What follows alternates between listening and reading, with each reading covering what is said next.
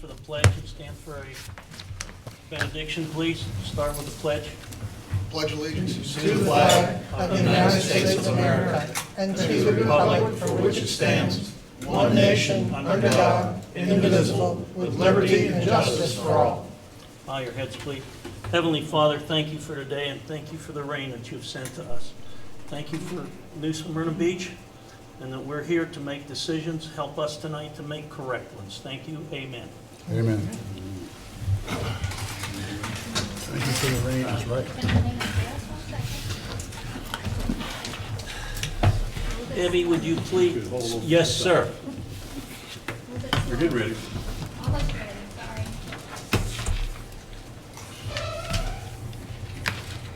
Give me a high sign, kid. 1 second.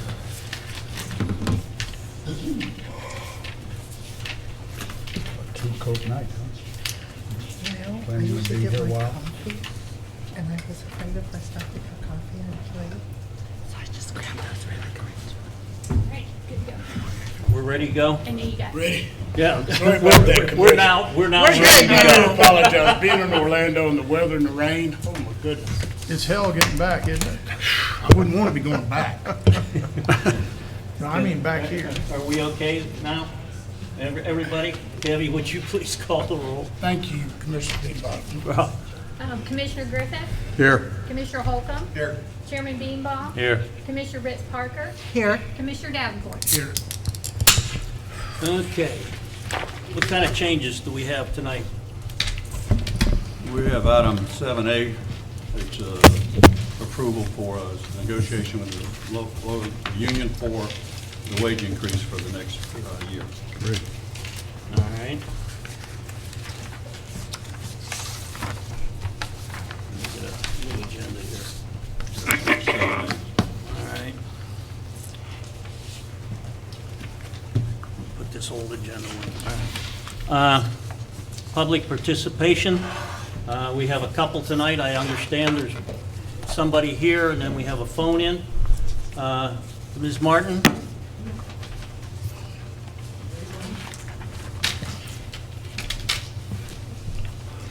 this is a minor annoyance, but I know we're spending a lot of money on our IT system, and when I go to do my bill pay online, it always shows the account from my previous house, which I had sold 3 years ago.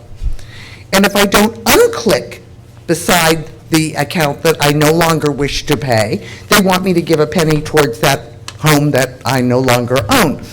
And it just seems to me that we should be able to remove accounts with which I am no longer associated, and I am assuming that I'm not singled out, but nevertheless, that an account that I'm no longer associated, we should be able to remove it from the system. And I just don't like the idea of something that I don't own and have no control over being associated with me in any way. So I'd like to see if we could get only the accounts that belong to me on my system, on my billing. And the other thing is, you think it's time to remove internet usage from the statistics I get? How long has it been since the system has tried to provide internet service? So, again, not earth-shaking, but just with all the money we spend on IT, these seem to me like they should be pretty easy housekeeping things. Thank you. Thank you.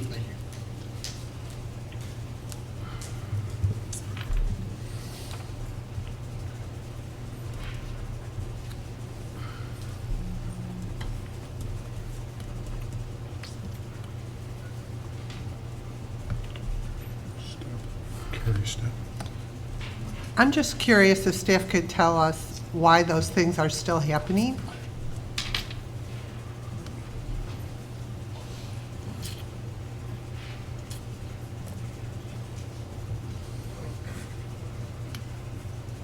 Hello. I'm Danielle Wood, Customer Service Manager. Both of those issues have been reported to Cogsdale and Invoice Cloud. So they're third-party vendors. We've been working closely with them to try and get it repaired. We are aware of the 1 cent issue. We do run reports on it weekly to clear those and move the 1 cents to their active accounts, so there's not money sitting on inactive accounts. but they have been reported. I'll follow up on it, and I can report back to you and let you know. All billing is farmed out to a third-party provider? No, the billing is not. This is Just the internet piece? Right, the host of our website. And what she's speaking of is the internet service that we used to offer. Okay. It's Cogsdale's web platform still shows it as an active service in place of the word wastewater or sanitation. So you don't see sewer expense, you see a label for internet. And it's a piece that we've tried to fix with Cogsdale. It's a problem that we're aware of being there, but until it's upgraded, there's not, I don't even think they have a new platform for us to be upgraded to yet. Well, and out of curiosity, the situation that she explained when she first goes to pay her bill, Yes, that it's ma'am. the wrong address that's showing up, could she potentially, in error, pay her old address? She could, it does not show that there's a statement due on that account, but to move past that is where she's saying that she has to put in a penny to pay it, to move past that and pay her active account. So it could, if she put in a full amount, she could possibly pay that in error, but it doesn't show that there's a statement due for that account. Okay, because I was thinking it would be associated with an address, so that she could go in, it says her name, but it's a different address. and that She Correct. could, in error, pay the bill for her old address. She could, if it showed a she would have to say that she wanted to pay whatever was due on her new account, which she sees all of them. She sees inactive and active. So every service address that's ever been in her name is what she sees on that platform. If her new bill was $250 and she meant to pay that, she could inadvertently put that in an inactive location instead of the 1 cent. We do review the credit card payments daily, so I would assume we would catch that. Prior to cutouts, we review all the accounts and look on inactive accounts to see if there's any money sitting out there. So it's, It just Go, seems, go. again, looking at, again, in my industry, that just seems like a very easy fix. I mean, I guess, and again, obviously, we've asked. I'm just curious of how they can't solve that pretty quick, because if I have an inactive, all my customers that come in, they have active cars, they have inactive, they've traded a bunch. I have the right, history. right. But I understand. When I do work with them, I don't bring all the other ones into that mix. I'm curious why that's such a hard fix for Cogsdale. It's just a landing page. It's Cogsdale and Invoice Cloud together, and their integration is what's causing it. So they together need to fix it. It really has very little to do with us. There's no way I can turn it off. No, I know, you're at the mercy of them. I get that 100%. But it just seems from what they do, this is mind-blowing that it's that hard for them to achieve that. I agree. That's it. I'll follow up with it.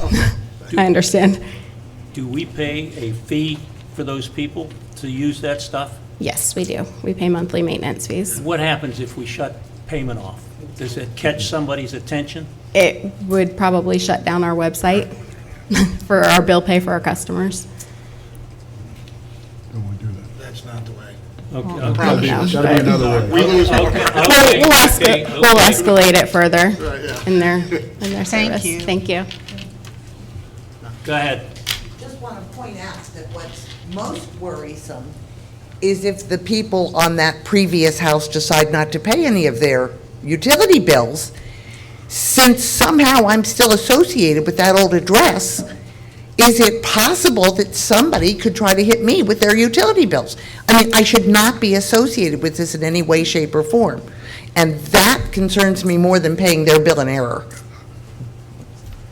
Thank you. I just wanted to lend into that. There is no way that there is any association. You are at no responsibility. They're separate account numbers, but thank you. We'll look into this. And Thank you. if I have anything to do with it, we won't sign a check, but I got guys here that say, don't do that. Fix the other way. We can find out. All right, is Mr. Tully available? Yes, he is. Go. Are you ready? Mr. Tully, go ahead. Could we set the timer, Okay. please? Bob Tolley, Pine Debbie. Island, Smyrna Beach. I was going to call in tonight, and I was really had several things on my mind to say to you folks, but I'm only going to keep it to two. I'd like to know if my commissioners have reviewed the bills that have been submitted by the attorney for payment. Have you folks actually gone in and looked at all the billable hours? Okay, no comment, I guess.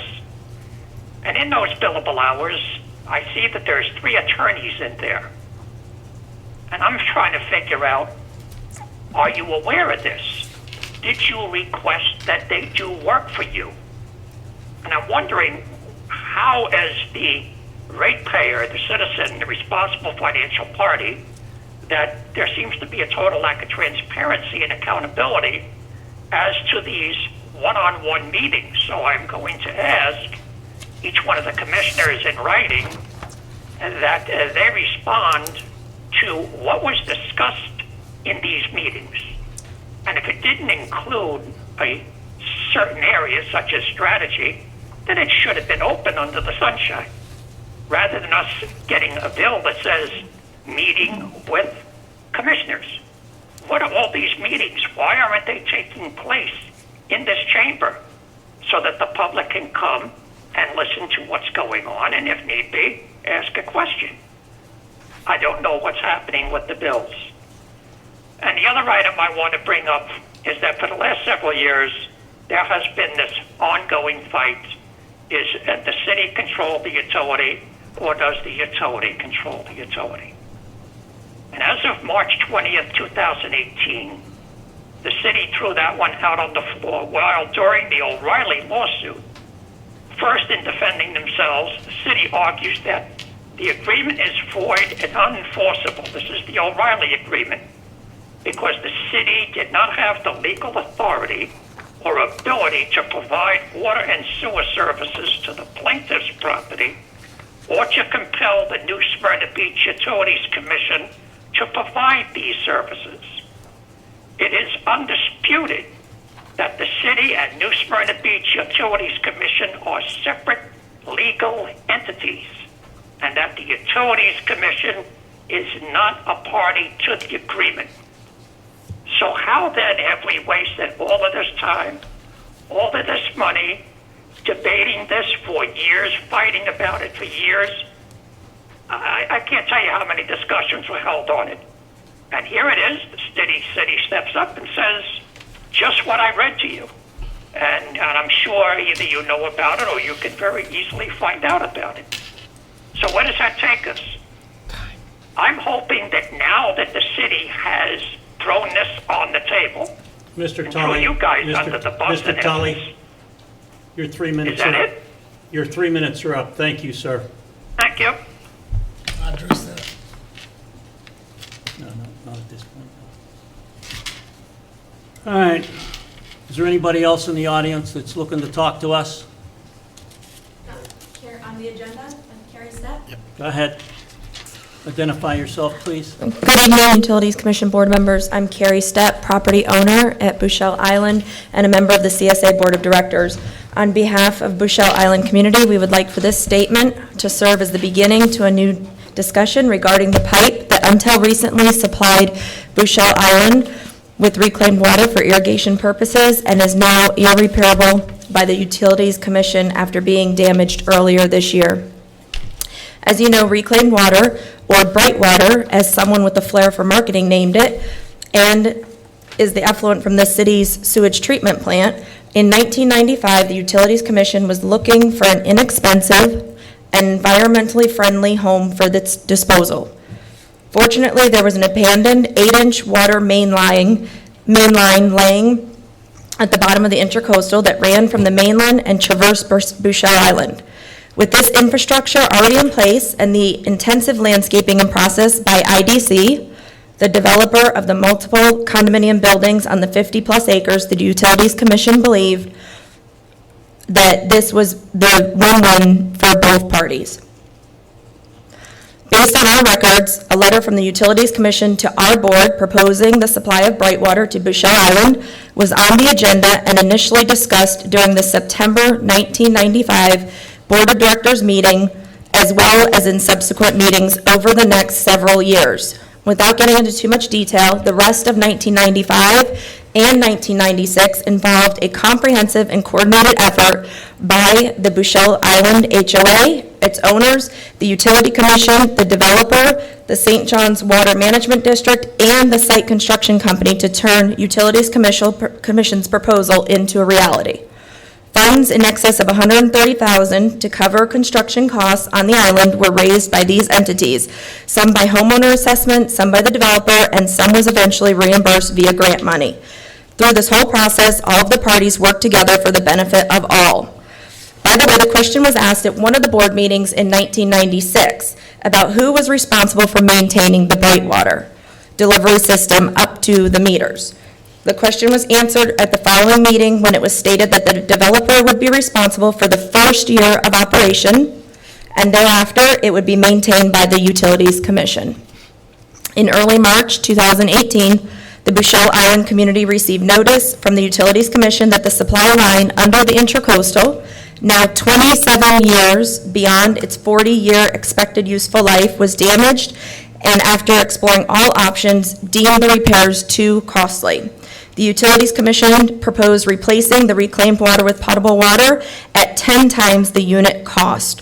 While we believe that we can achieve significant irrigation savings through conservation efforts of what is now an expensive resource, we would have to consume 90% less water to maintain the same line item expense as in previous years. What we on Bushel Island find frustrating is that in the years leading up to the rupture of this antiquated infrastructure, we were never contacted by the Utilities Commission to discuss how we, meaning the Utilities Commission and the residents of Bushel Island, were going to plan for and respond to the eventuality of its inevitable catastrophic failure. There were potentially feasible options available 10, 15, even 20 years ago that are no longer available, and we could have borne some of the financial burden. Even after the pipe broke this year and the Utilities Commission was exploring all available options, our input was not requested. Now the options are severely limited and exorbitantly priced. We are here to ask for consideration of a new project to resume supply of reclaimed water to Bushel Island, and that we have input in whatever deliberations occur. We would like to start a new discussion to benefit us mutually, much as we did 23 years ago when the Utilities Commission came to us with their proposal. We have environmental concerns to consider, as well as other economic impacts that influence both Bushel Island and the city of New Smyrna Beach. Please consider tonight the start to a new discussion that would include engineering and finance to build a new pipe for reclaimed water to serve Bushel Island as it did in the past. We would like to start that process and plans for reconstruction tonight. Thank you. Thank you. I have a question. Go ahead. Thank you for coming and telling us about this, and thank you for your letter and the professional way in which you handled it. This is the first I ever heard of this. I think you brought up some really good points. Just out of curiosity, you said somewhere in the letter that you said that you'd been told at some point that this pipe was always a matter not if it was going to fail, but when. I think that was in your letter. If staff could maybe address, I agree with her. I feel bad for these people. One of the problems has been that we found that the pipe was definitely going to fail. Mr. Hoover has gone over and explained to them and what the problems are. We're looking at, if I'm quoting correctly, Mr. Hoover, $1.5 million to put this pipe back.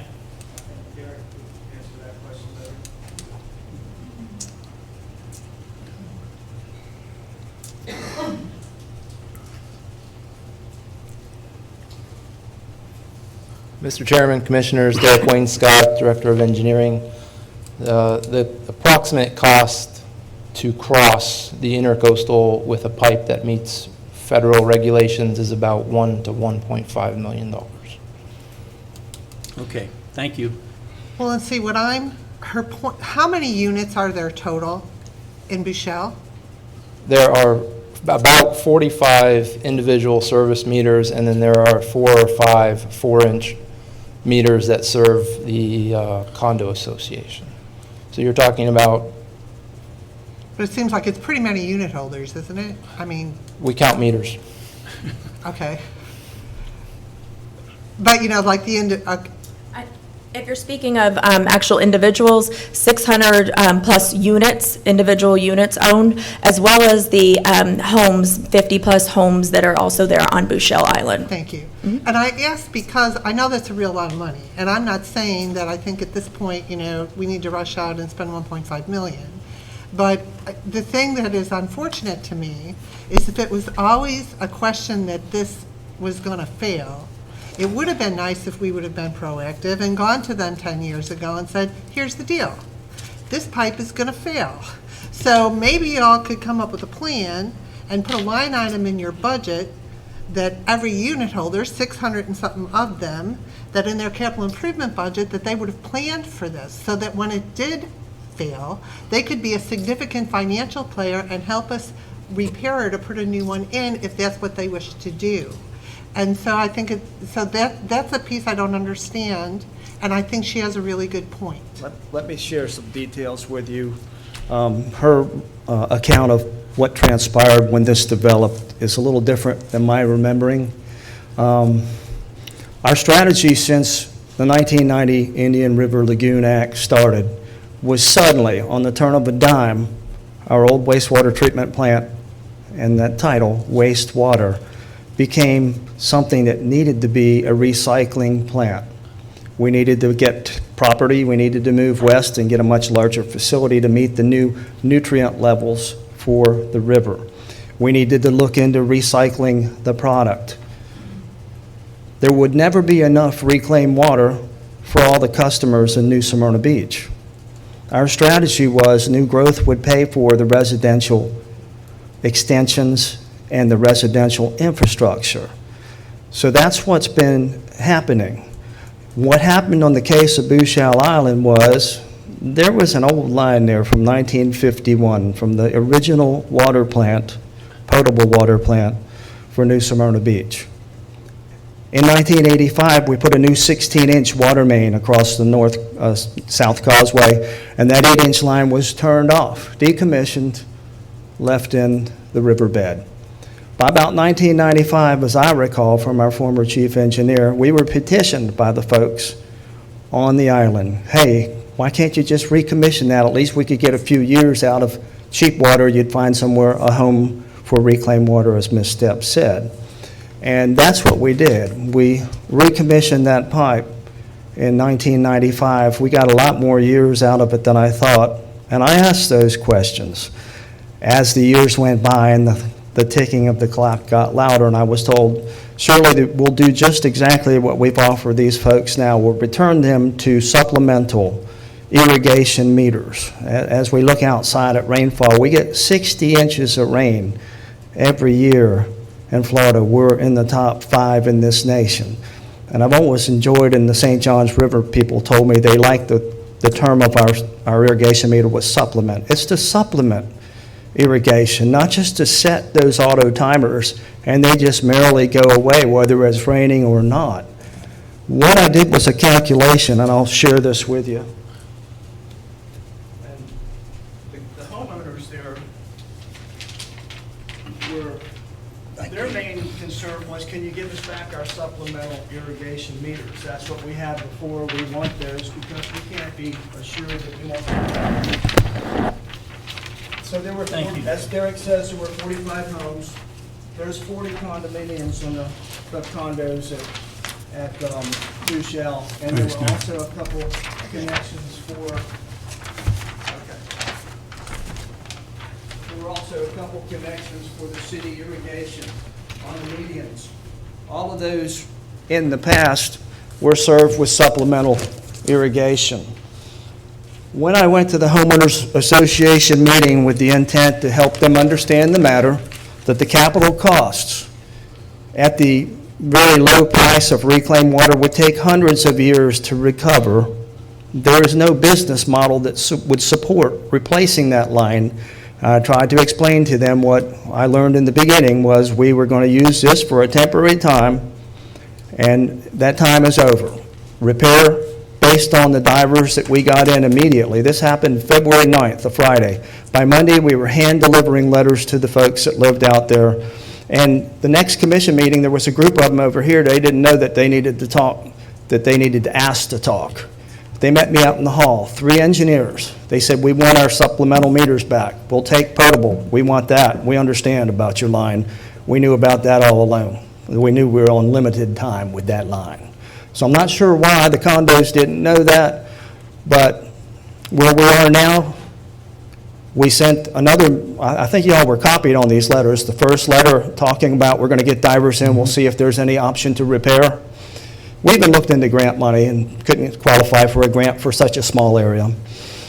But then we sent them another letter in March and said, if you want the rates, we'll absorb the cost to reconnect everybody to potable water. And that's what we've done. We finished that last week, everything, including restoration of the sod. The homeowners are very, very appreciative, and many of the people I talked with at the homeowners meeting at the condos were quite understanding and understood the concepts. Like I said before, Derek could talk more about the cost to do that, but the cost of recovery would be long down the road. And our next move with Reclaim now, 8.5 years off the river, and now we have 2,000 connections. That represents about 7.8% of our total connections. And reuse is so affordable, such a low price, because the entire customer base for domestic wastewater is paying for it. They're not going to get any direct benefit. They'll live in an environment and in a river that's not getting that in there, but they're not going to get reclaimed water. And our next move, and this is what our consultants say, this is what I learned at the schools, that we should implement a tiered rate so that conservation is forced, encouraged, and by the bill, followed. When I looked at one of the condominium people that got up in the question and answer session said, how do we compare? How do we compare to a golf course? So I took Commissioner Griffith's golf course, the city golf course, and Venetian Bay. The amount of water, Danielle helped me with the data from our records, the amount of water that the golf courses use is about 0.28 million gallons per acre. And of course, the majority of a golf course is fairways, and greens. So they take a lot of water. Commissioner Griffiths, you're conserving well. You were right around 44 million gallons for about 160 acres. There are 10 acres. If you look at this piece of paper that I've given you, it shows Bushel Island. On the left-hand side is the 45 homes. On the right-hand side is the condominiums. Of the 40 condominiums, each one of those has an associated parking area. If this site, and Kerry says that it's about 55 acres, and our draftsman looked at it, he thought it was about 52. But if you look at that, each one of those condos plus their parking areas represents an acre. On the left side, near that first entrance to the west, you'll see a white area. That's the rocked boat yard. Then they have all the interconnecting driveways, roadways, sidewalks, clubhouse, swimming pool. Even if I take it on a conservative level at 10 acres, they used 30 million gallons last year. That was their big anxiety. That's going to be a lot of money. But if they reduce the rate of their application of irrigation, and outside contractors run their irrigators for them, it's usually at night, nobody observes it, a lot of runoff, and it takes a lot more watering to kill grass than it does just to make it weak. And I think they made their yards very weak, watering 30 million gallons for this small amount of property. When I met with them, I said there's always the opportunity to set up better management. I doubt if there's any shut-off devices for rain sensing, which is a requirement because it's an older facility. But if I look at the other way, another man said, what about, we're supposed to use about a ½ inch twice a week, right? I said, yes, sir. He said, how much does that add up to? Well, if I look at St. John's, they say when it rains, you should turn that off. You should, 8 months of the year, 7, you should be running twice a week. During the winter, the grass goes dormant, that's once a week.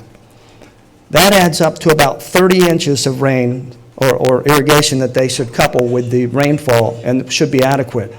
The amount that they used was 120 inches vertically, 10 feet of water, plus an additional 5 feet of rain. They put 15 feet of water on this fairly small amount of undeveloped, non-impervious area.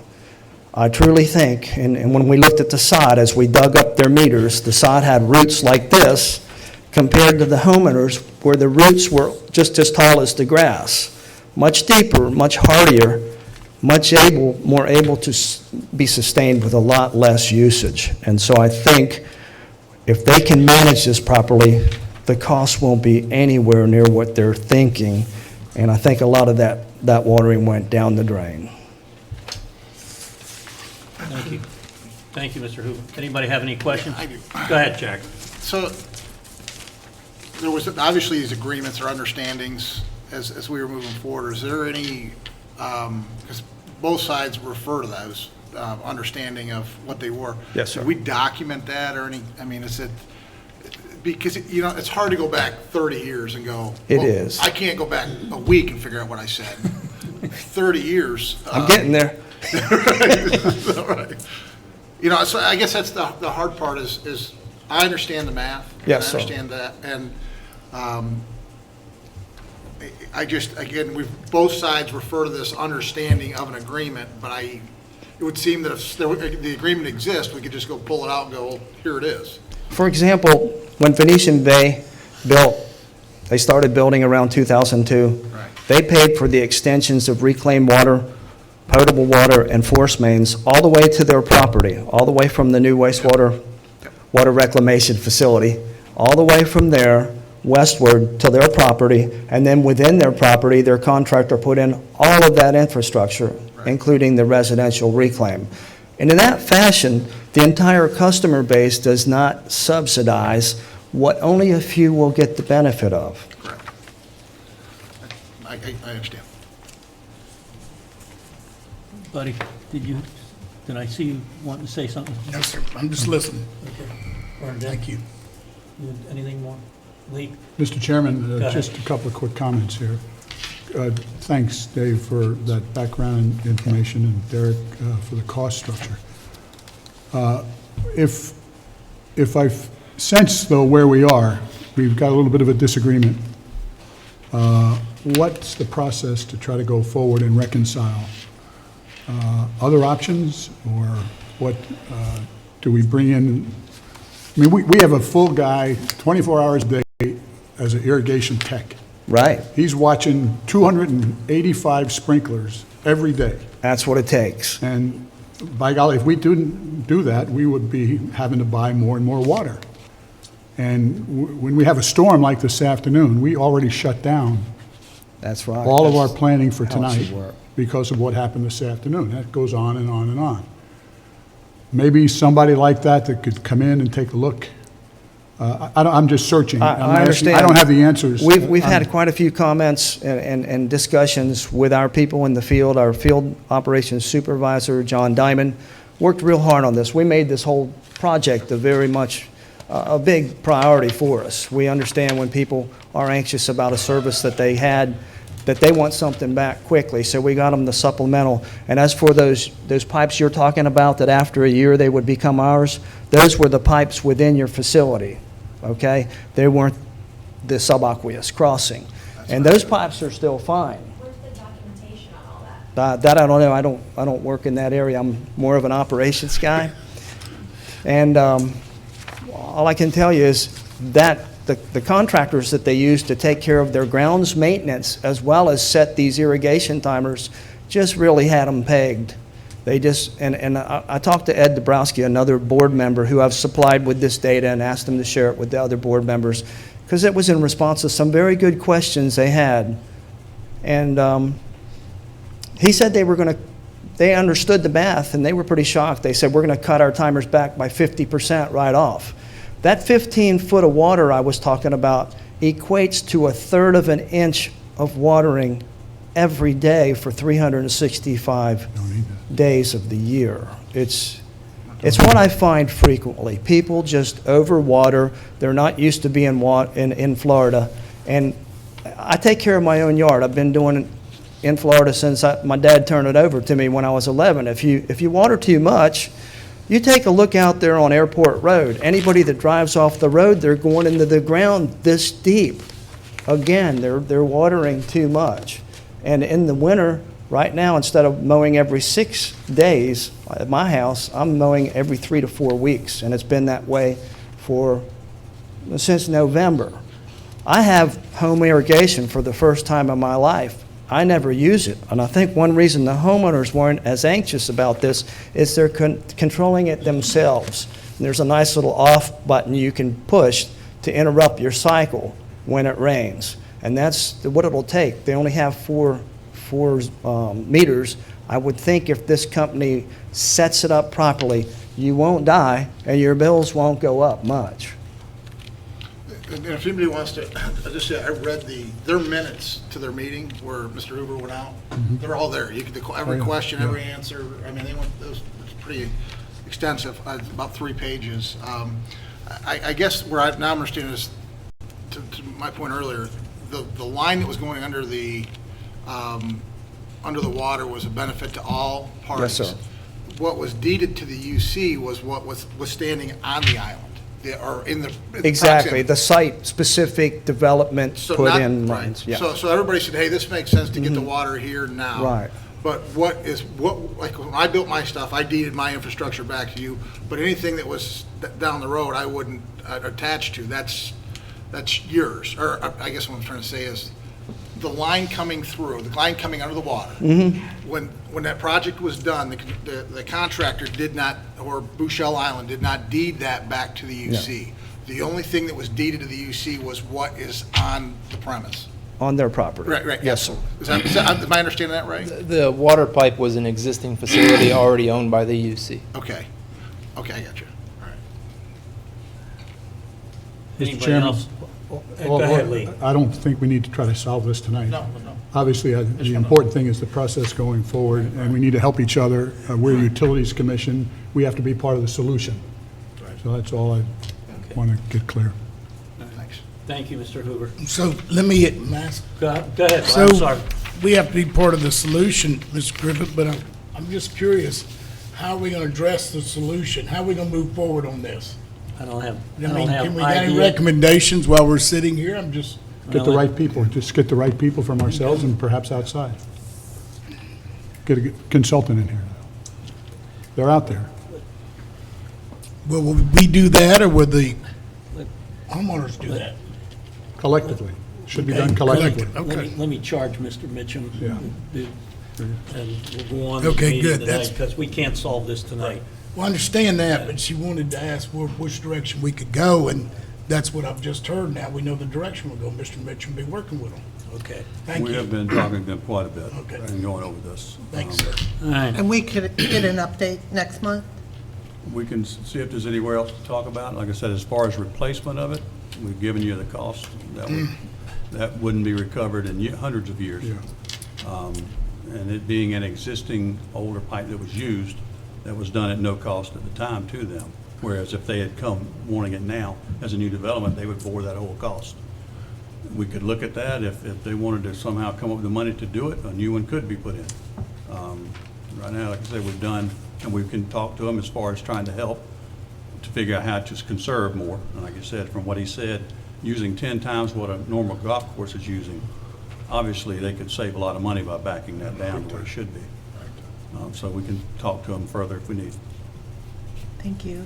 Well, thank you. Okay. Does anybody have any of the consent items that they want to pull? B? All right. Anybody else? Can I have a motion to, excuse me, can I have a motion to adopt A, C, D, E, and F? So moved. Second? Been moved and seconded. Any other discussion? Debbie, please.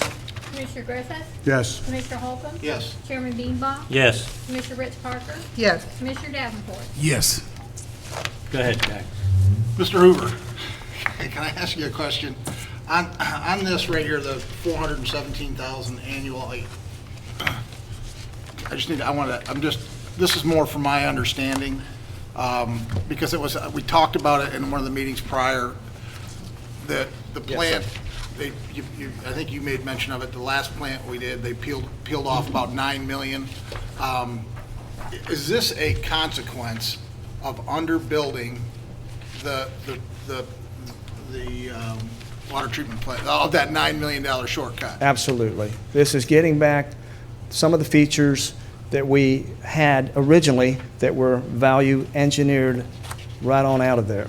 Right. So what this will do for us presently, we have a contractor that comes in there, finance helps us put together these annual contracts, and they come in, we have rotary drum thickeners. Our biosolids come off the clarifier where it settles, goes up, rotary drum thickeners can thicken it to about 7%. It's still mostly water. You can't dry haul it. And so the contractors come in with trailer-mounted generators, so they're not using our power, and trailer-mounted centrifuge with polymer feed to allow that 7% to be taken out of our holding tanks and brought up to about 18%. It's fairly dry. And they can put it in big dump bodies and they haul it off. It goes to a landfill. I'm sort of sad to admit that part, but it's still legitimate ways to manage that business. Before, all of our product was digested sludge, which is basically broken down microorganisms that we grow in the plant and is full of nitrogen and phosphorus. So it goes to agricultural enhancement. We really can't do that because we don't digest it. But one of those things that was eliminated from the plant was a digester. So this thickening equipment, this whole building that engineering is helping us design, will allow us to get rid of that one middle process that they come in with portable units to do. We anticipate, and we've been working on this for about 10 years, getting it on our CIP, that it would reduce our cost by 33%. 33%, that 400,000 roughly would become 300. That 100,000 a year would help pay for and recover the costs on that capital improvement. The next thing on our list for that plant is digesters to further reduce that volume down. Is there any way to ever eliminate that? I mean, other than transportation, to eliminate that 417,000? No, sir. No Unfortunately. matter, you're going to have the best we could do. The best forecast, optimistically, building your plant would be achieving the 33% reduction. Well, for right now, yes. But is there? I mean, again, as we get into these projects and start putting this together, the difference between 100,000 and 200,000 a year is you get to 2 million a lot quicker in 10 years. That's good. That's a good start. The regulations keep getting tighter and tighter. Right. So I don't know that we'll even have a company that can take it to a landfill in the future. Okay. The state really wants to see us digest. We'd like to have a digester, and with the help of finance and a CEO that understands that, and engineering that knows how to get us what we need, Right. we'll get that. And that will possibly, I haven't looked at all figures on it, but that could possibly reduce our volume down by another 50%. It's a big number. Then we're talking. Yeah, that's a substantial savings, and again, you brought that up on the last project, and we're getting ready to build these things, and I Big just thing. want everybody to be clear as we kind of get into this, is that sometimes saving $1 today necessarily isn't $1 tomorrow. And I just want to, I heard that, I wanted to bring it up, and I just wanted to make sure I was right in what I heard, so. Yes, I sir, you appreciate were. it. When Okay. we had our old plant, it had digesters. We hauled it to all the farms that were now getting replaced with residential development. We're not as much of an agricultural area as we used to be. So that's, when it's like that, when you're in the middle of an ag area, you might have that ability to market and haul it and apply it to the land. And we considered that years ago, but that one's sort of gone away from us as we've gotten more populous. Fair enough, thank you. Mr. Hoover, well, don't run away. Did I hear you say that the state might come in, or that the state is looking to not allow this to go to the landfills anymore? They haven't. Is that on the talking radar out there, or is this just something that's thrown out there? I haven't heard that, but I would, as an environmentalist, see it coming. I can't tell you when. I had heard there's a big regional facility going to be built somewhere in the central area that could possibly help everyone, all the cities that generate biosolids, take it there, have it recycled for the farms, hay, whatever it might be. You're talking about in the cake form, not in the form that we are now generating. Right. So we need to spend the $2 or $3 million bucks. The cake form is going to be such a much more concentrated versions that the trucking costs are less. So, I mean, if you're taking a watery product, you're just hauling water back and forth. That's why we want to concentrate it more with our own equipment, so they don't have to bring in their equipment, and they're charging us at a premium to do so. Okay. Any other questions from up here? No, sir. Jack, are you okay? I'm good. That's it. Can we go ahead and Move do to- it? Absolutely. Make a motion to approve consent agenda item 3B. Second? Moved and seconded. Debbie, please. Commissioner Griffith, Yes. Commissioner Holcomb. Yes. Chairman Beanball, Yes. Commissioner Fritz Parker, Yes. Commissioner Davenport. Yes. Mr. Belinsky, you aren't supposed to be here. I said goodbye to you last month. You don't know goodbye? I'm glad to see you, sir. Apparently not. I'm glad to see you. Thank you for filling in. Again, good evening, Commissioners. Brian Belinsky, now independent contractor. Yes, I'm still here. As interim director, Mrs. Merchant is out of the office this week. For the month ended March 31st, 2018, the Utilities Commission's change in net assets for the combined system is a minimal negative of $7,886. The balance in the fuel and purchase power account is an over-recovery of $1,890,000, which is a decrease of $44,000 for the month. Questions? I don't have any. No. Anybody? No, sir. I have questions. I don't want you to feel, left out. I'm going to refer to my favorite Yes, ma'am. schedule. It's on page 17. Uh-huh. It shows the unrestricted R&R fund activity. I just want to make sure that we all understand exactly what we're trying to show here. So like, as an example, if I look at the ongoing major projects, just if I looked at the totals, Mr. Belinsky? Yes. That prior CIP number, that total is $21,801. That's money that we've expended so far That's money that we have. in the past, prior to 2018? Not expended, but put in our capital program. Okay. Prior to 2018, that we expect to spend money on these projects as we go forward. Okay, but the 2018 CIP, you see, what I'm trying to make sure that we all understand is, we need to know the big picture over many years, of course. Right. But we also need to know what is specifically budgeted to be spent for the current year. And that's That's the 2018 number? That's the 2018 number. That's what's in our current year's capital plan that we believe we want to spend in 2018 of $7.3 million of capital projects that we have initiated prior to 2018. And then the bottom section is new projects that are strictly have started or will start in 2018 for another $12.1 million. So the total capital improvement plan for 18 is $19.4 million. But we have spent or committed significantly less than that. Correct. At Okay. this juncture, that's correct. Because, It takes time to design these programs.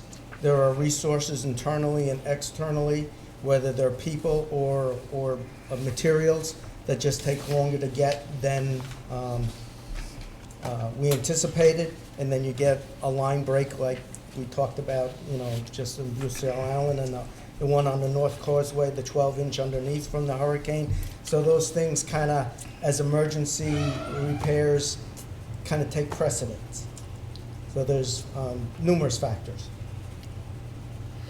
Okay, well, hopefully, we'll sit down again, Mr. Bielinski, to go over this. Well, because since we have to adopt another budget, so I That's feel like I correct. still need to understand this better than I do, because that's a big variation. If we said, okay, we're gonna spend $19 million this year, and we have only spent 6.3 million and committed another 4.4. About half, yeah. Yeah, so, well, and I guess right now, this is not quite through the whole year, though. Correct. 3/31, I guess that Right, we're we're only halfway at 5 there. months. Halfway there.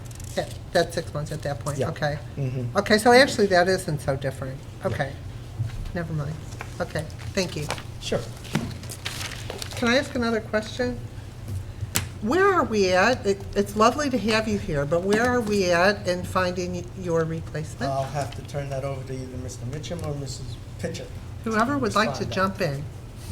We have done some interviews. We had actually offered the job to a gentleman who had applied.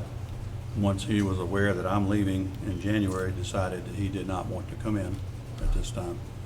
And we are going to be setting up some more evaluations, or interviews to try to find the replacement. You had re-advertised, didn't you? Or It's like still put it up there advertised, again? I believe, yes. Okay, Yes. so did you get some resumes, hopefully, that are hopeful? We are trying to get a couple more now. We had fewer than we expected, and it's turned out, like I said, with everything's going, it's quite busy everywhere. So we are still, and I think Brittany could tell me if we have any more at the moment, or we're waiting on more. How many do you have, Mr. Mitchell, do you know? You could just hold up fingers or whatever. I couldn't even tell you how many we have. Of course, we get so many that aren't even, Well, yeah, the problem is part of them were not. base qualifications aren't there, right? So it's a little skewed to give you numbers. We get several Okay, applications. how many that you've looked at? So we've had a handful. I say we had about 5 that we wanted to interview in the original, and we narrowed that down to 4, and then one person got a job, changed their mind. We interviewed 3, selected the one who declined, and now we're back at it. We haven't received any more since then that are worth pursuing. Okay, Okay, thank you. sure. Any questions up here? Go ahead, Lee. Smart-ass comment. Go ahead. You're Maybe we allowed. need to allow Mr. Bielinski to extend his contract for us if necessary. Consideration. Thank you, Mr. Bielinski. Will we see you in September, like the song says? Hope so. Okay. Mr. Cloud, Yes, sir. you, Commission Council report? You looking for anything other than money? Well, I think that we finally have an interim general council agreement that you can approve tonight, which is item B. The 2 resolutions are back as C and D, which have also been modified in accordance with Ray's comments and the comments you made in the last meeting. The only thing I wanted to point out on the payment is that until this bill, or the bills that I submitted on the other item I worked on for you, you never had any detail on your bills. All you got was a retainer. And you're still paying the same retainer. I wanted you to see the amount of time that was spent. And of course, it shows up as being more, but we're only billing for the 12,000 as we agreed. But I wanted you to see what we were doing. So there is no great mystery about it. So, you know, when when I would have a conversation with one of you, that was listed down as a conversation with a member of the Utilities Commission. That kind of information, presuming that those conversations indeed took place, was never disclosed before. So contrary to the suggestion that it's not transparent, in fact, now it is. Thank you. And I agree with that. I want to thank you, Mr. Cloud, for the work that you've done for us so far. It really, it's a breath of fresh air. I've learned a whole lot more in the period that you have been our counsel, and I appreciate it. I just also want to, for the record, I think clarify a couple things that were talked about today. Although we hired you, and we're very glad that we didn't hire you individually. We hired you as well as your entire firm and all the Correct. resources you have to offer. So it's not at all unusual, and I appreciate that you are, when you think it's best, getting someone else's opinion that maybe is more of an expert in a specific area than you are, or being able to use somebody else who could do the job just as well at a cheaper rate. And that makes a whole lot of sense. So I just want to say that for the record, so it's there. And you have every right, and it's very important for you to meet with the commissioners individually from time to time. And doing that is no violation of the Sunshine Law, because it is you and one of us, not more than one of Right. us. Correct? Correct. Okay, since that was talked about, I wanted to make sure that we got that in the record and everyone understood. So thank you so much, you appreciate it. Yes, ma'am. And he will answer an email at 11:30 at night. I Yeah. still haven't figured that one out, so. Insomnia. I move for approval of your invoice. May I address something before we get there? If I may? I might ask Mr. Cloud to explain something tonight, which he said he would look into, because in working back and forth on this agreement and his retainer agreement, there were some changes we had made, agreed on. He then forwarded, I think just this past week, with some additional, the blue lettering on it, and you said that he would explain part of it, and where we had added in there for the commission or as general counsel or general manager, CEO, you added on behalf of the commission, and I was Right. wondering if you could explain that. I'd be happy to. I have read the charter, and I believe that I represent the commission, and not an individual commissioner. And so I have no plans on taking individual assignments from individual commissioners, not that any of you all have ever asked me for such, or that you would, but I did want to clarify that. There will be times when I receive requests for work from staff, and I believe that the best place that should come from is from your chief of staff, because then things work better that way. But we all have to recognize that we all work for the commission. And that's why I made the changes I made, so that it was clear, first of all, that I was not going to be taking any individual assignments from individual commissioners, and secondly, so that it was clear who I was representing. Did I explain that to your satisfaction, Yes, sir. right? Pretty much. There's one other part in here under 4, under scope of services, where you have providing general legal advice to commission as general manager, CEO, and such staff as either may designate. If you recall, when we met, I questioned you on that as to if the commission tells you to go to staff, would that be as a whole, as a group, or single? Now, You clarified that you know, for me. if it's you in, could if it's in a expand it. public meeting, of course, you're going to be here. Correct. And, but if I get a request to do something, the first thing I am going to do is pick up the phone and call Ray, as a matter of courtesy, if nothing else, because he needs to know what's going on. And in fact, that actually did happen. There was a question that came up, Ethics Commission rulings, that I picked up the phone and called Ray and let him know, so that he would be aware, so that Their lines of communication are quite clear when things take place. And of course, when there are issues that affect y'all, I'm going to do my level best to make sure that each of you commissioners are kept abreast of things that are equally important to all of you.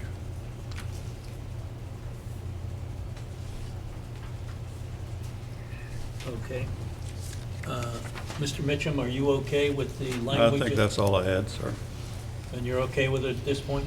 Yes. Okay. You know, Go ahead, Mr. Chairman Biedenbach, I'd like to address it also that I really appreciate, having three attorneys. We've got three attorneys that worked on this. We've got a $12,000 agreement per month, and they're honoring that right now. And you can't get any more transparent than this. Again, for the record, after what I heard earlier, and yes, I'd read the prices, and yes, I'd read this, but I just didn't want to address it because I didn't need to address it, trust me, at that time. But I do appreciate it, and, I want you to know it can't be any more transparent than this. So if it is, I'd like to know how. Thank you, Mr. Davenport. Anybody else? Concur. Okay, then, can I have a motion to adopt Resolution 201801? Is that the right number, Mr. Klaus? Well, the first thing you should do, I guess, is approve the modified interim general counsel agreement. Second thing would be to move to approve the resolution 2018-01, and the third thing would be to move to approve corrected resolution number 2018-02.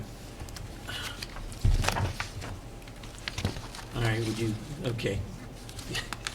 What do I do first? Make a motion to item B, revised general counsel agreement, Thomas A. Cloud, Gray Robertson, one additional counsel agreement revision by Thomas Cloud Esquire. Okay. I need a second. Second. Been moved and seconded. Anybody want to discuss it? Debbie, please. Commissioner Griffith, Yes. Commissioner Holcomb, Yes. Chairman Beanbaugh, Yes? Commissioner Rich Parker, Yes. Commissioner Davenport. Yes. Okay. Then we want to correct the resolution, which is D. We'll see first, C. right? Yeah, C. Oh, okay. Yeah, just a motion to adopt the revised resolution number 2018-01. Okay. Can I have a motion for that, please? So moved. Second. Moved and seconded. Any other discussion? Debbie, please. Commissioner Griffith, Yes. Commissioner Holcomb, Yes. Chairman Beanbaugh, Yes. Commissioner Rich Parker, Yes. Commissioner Davenport. Yes. Okay, then we need to correct the resolution to 2018-02. Yeah, you just make a motion to adopt the corrected UC resolution number 2018-02. Okay. Make a motion to adopt the corrected UC resolution number 2108-2, amending UC purchasing policies and procedures. Second. Moved and seconded. Any other discussion? Debbie, please. Commissioner Griffith, Yes. Commissioner Holcomb, Yes. Chairman Beanbaugh, Yes. Commissioner Rich Parker, Yes. Commissioner Davenport. Yes. Old business. Did we got to pay it, right? We got to pay it. Did I miss one? Yeah. I started to the make A. the motion, and then we went to something I'll just different. keep going, he'll never catch it. I make a motion that we approve invoice number 107-78124. Second it. Moved and seconded. Any discussion? Go ahead, Yes, Lee. question, Chairman Biedenbach. This may be a typo, or I don't do my math very well these days, but on the very first statement, page April 9th, 2018, the very next page says we've already paid one invoice of $10,587.88. Just a correction, whatever that number is supposed to be, or that page shouldn't be written in there. I'm not the auditor. Hang on a minute. So- Let me- The that invoice make that I sense? move for approval is the one that is unpaid. The one that is unpaid, which is Yeah, 8124. 1077-8124, $12,199.24. Correct. Okay. They just I think they passed in the mail. Right. Yeah. All right, as long as we're Yeah, we're all on the even. same. As long as we're even. overpaying. Okay. Okay. Any other questions? Debbie, please. Commissioner Griffith? Yes. Commissioner Holcomb? Yes. Chairman Beanbaugh? Yes. Commissioner Fritz Parker? Yes. Commissioner Davenport? Yes. Old business. Mr. Preston's looking for money. And we tabled that last month because Mr. Davenport, you weren't here. Thank you. So what's our pleasure? You want to say something, Mr. Davenport? I do. Go ahead. I do have some concerns, and hopefully it's been corrected regarding Mr. Preston. I know he served the Utilities Commission well, and I know he lives in this community. But to not have the records and turn the records over, if we still are having that problem, I don't know if it's been resolved, but if it has, then I'll just stop now. But if it hasn't. It has been resolved Okay, some that's all I time need to ago. know. If it's been resolved, then that's, Right. Going forward, Mr. Cloud may be contacting Mr. Preston on stuff. I have no idea. But yes, he has provided. is everything going good? May I ask you, please, Mr. Cloud?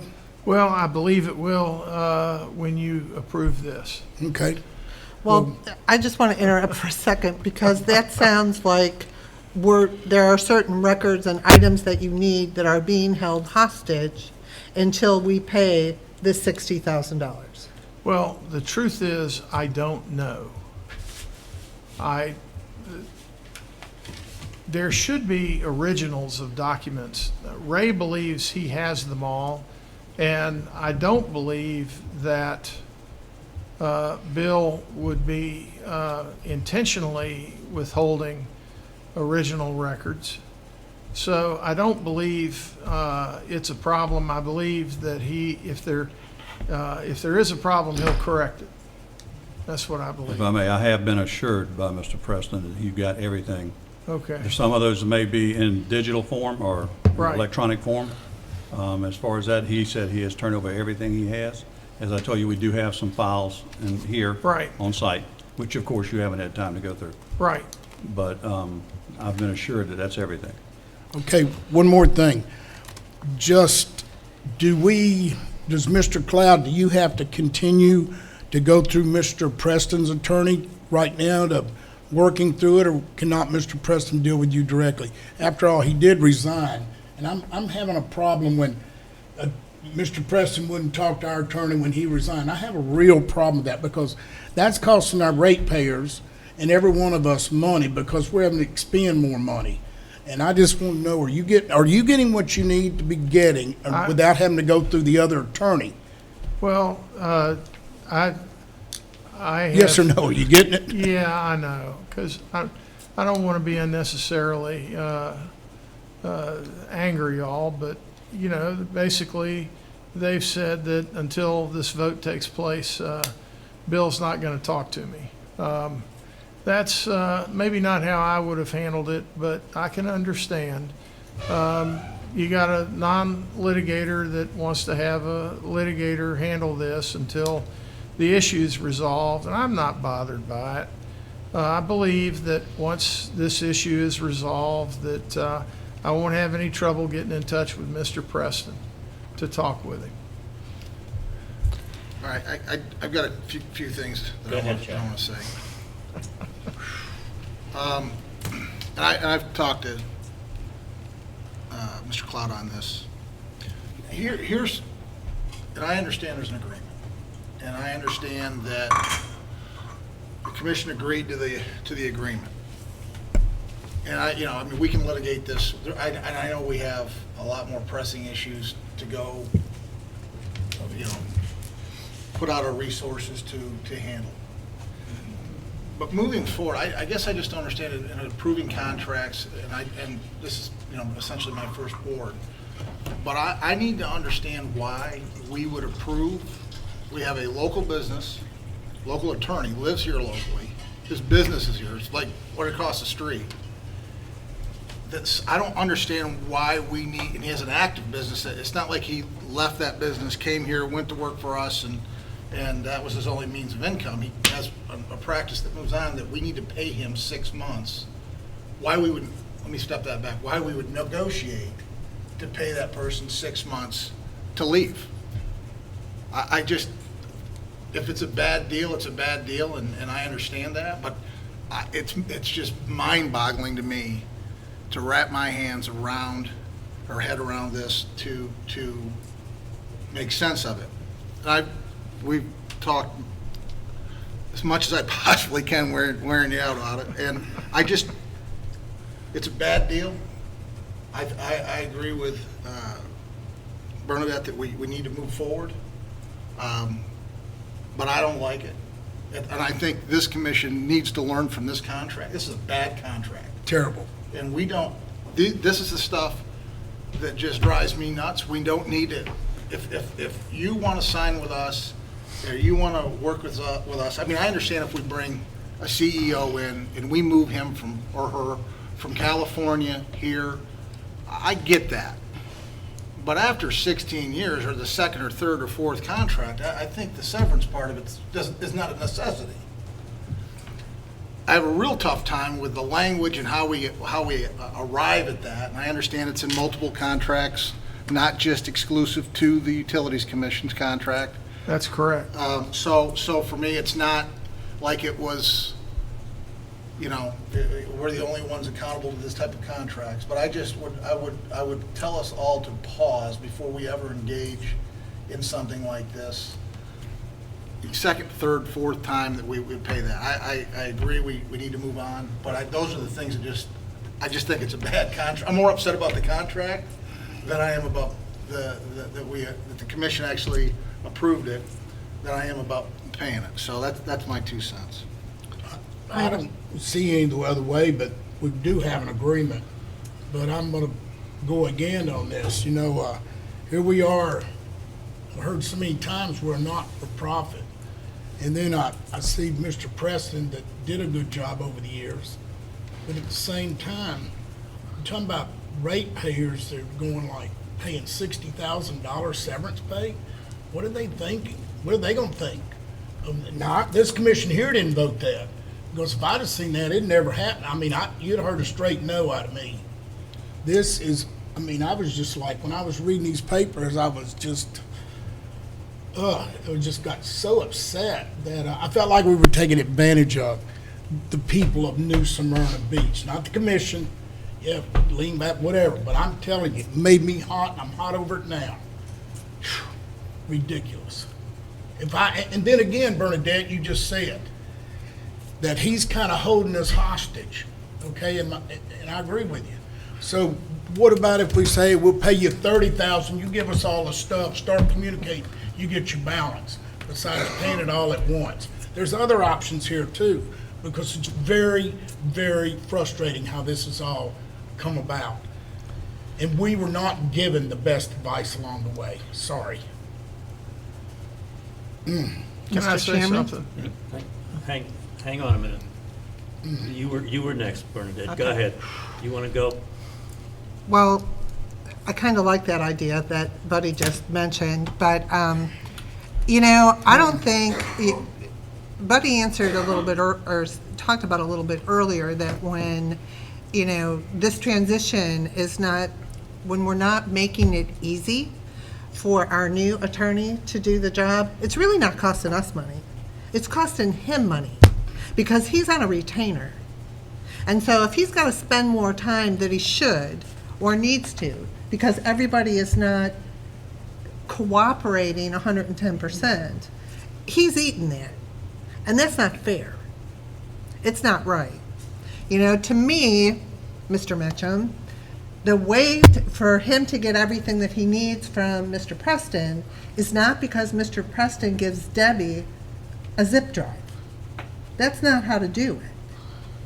It's actually sit down with him and give Mr. Cloud an opportunity in an office to go through everything and make sure that he has everything that he needs.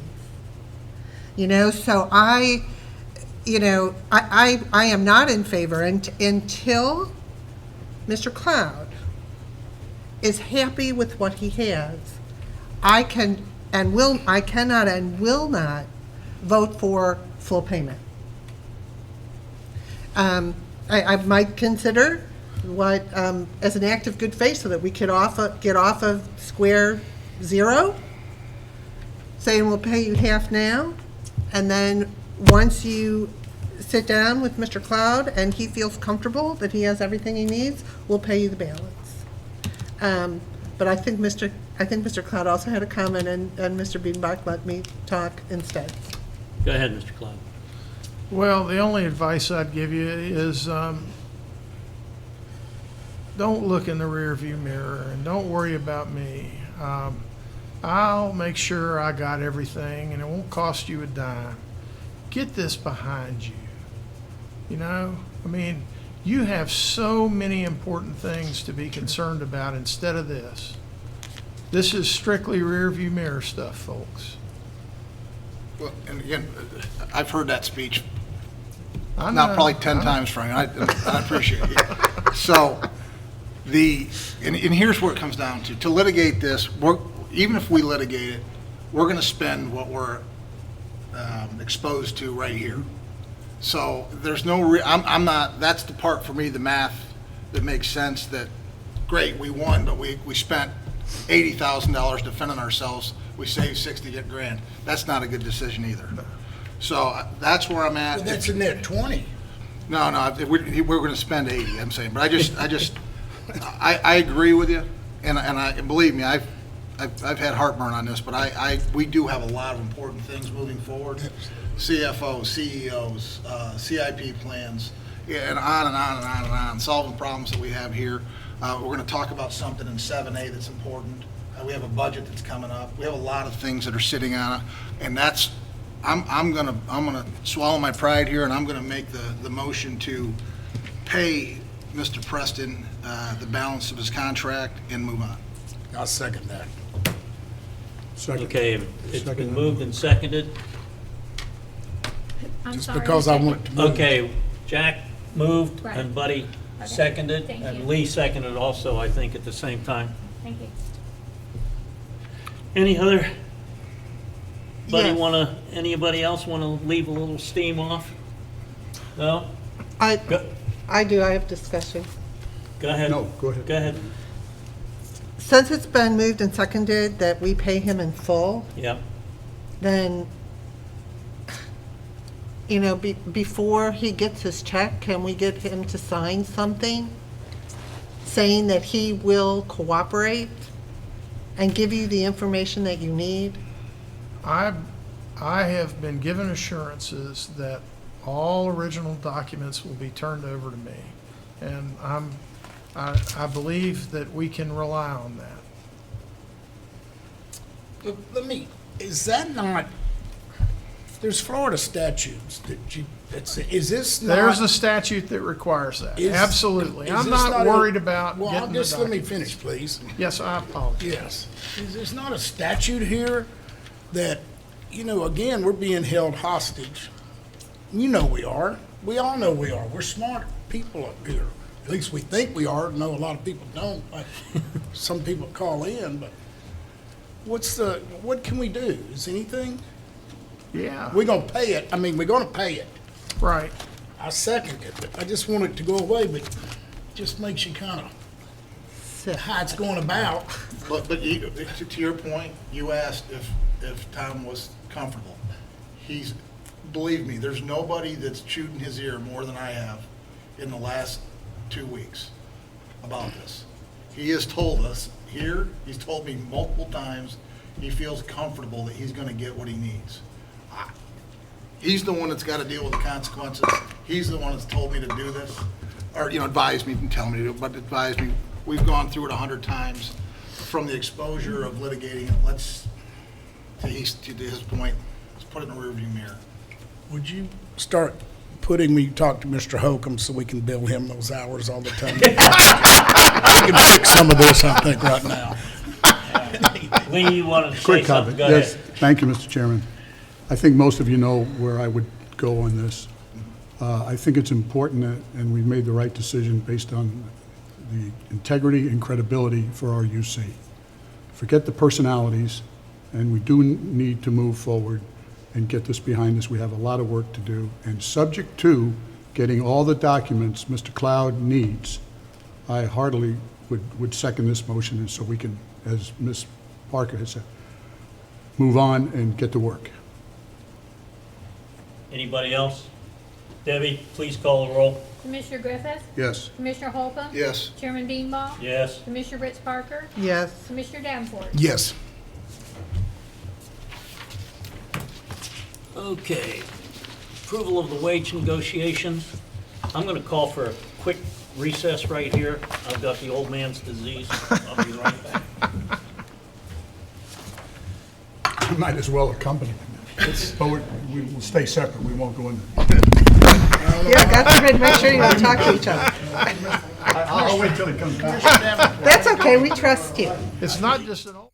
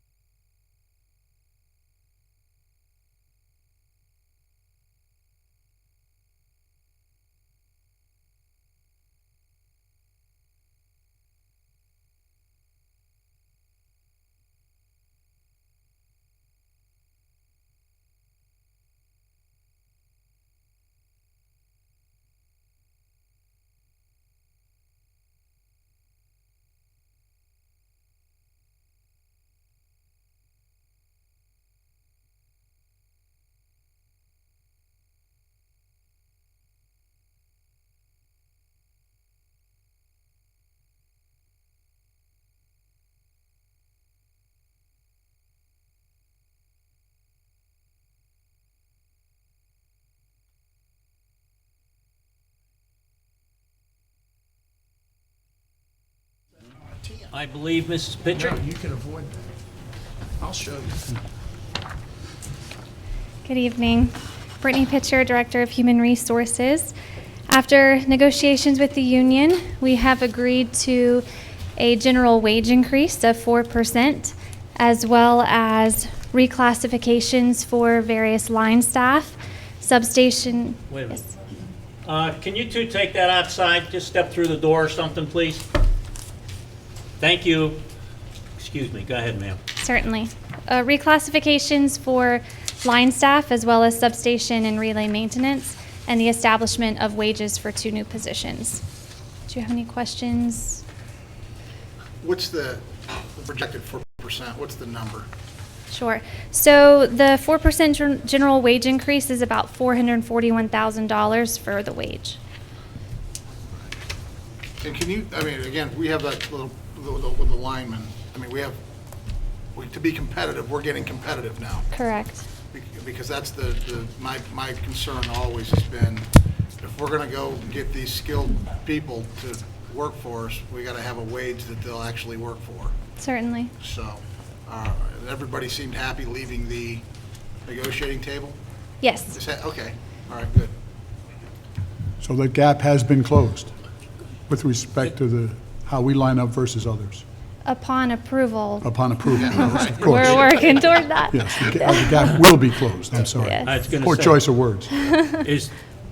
Is it the gap has been closed or we are closing the gap?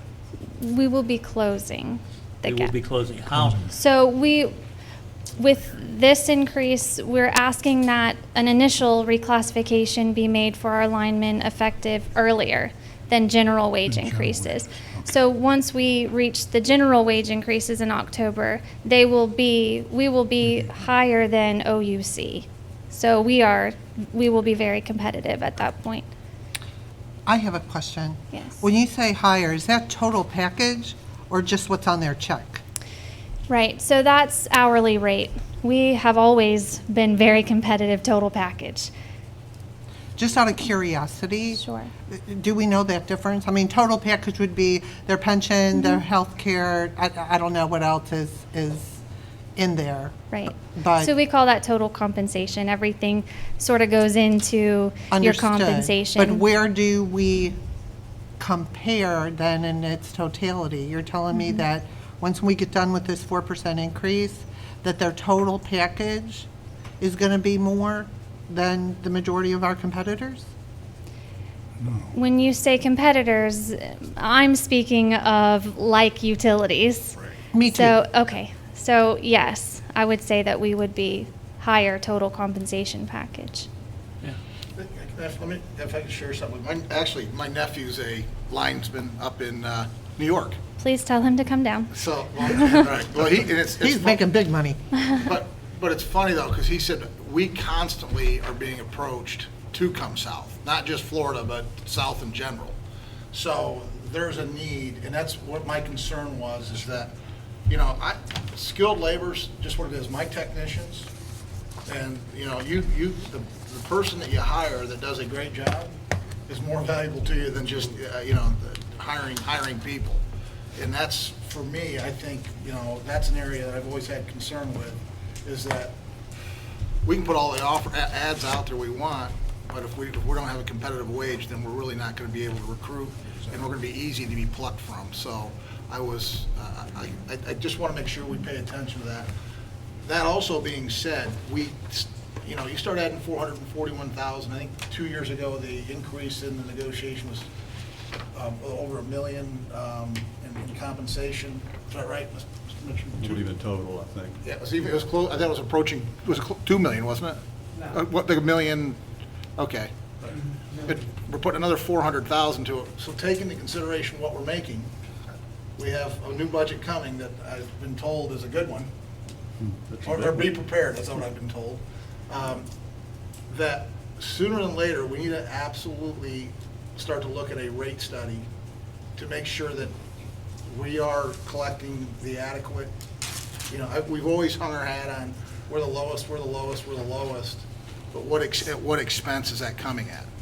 And that question really now is becoming more apparent, the answer to that, and I think we need to, it needs to be discussed, it needs to be done, and we need to figure out moving forward, with all these projects coming forward, what, you know, it's time.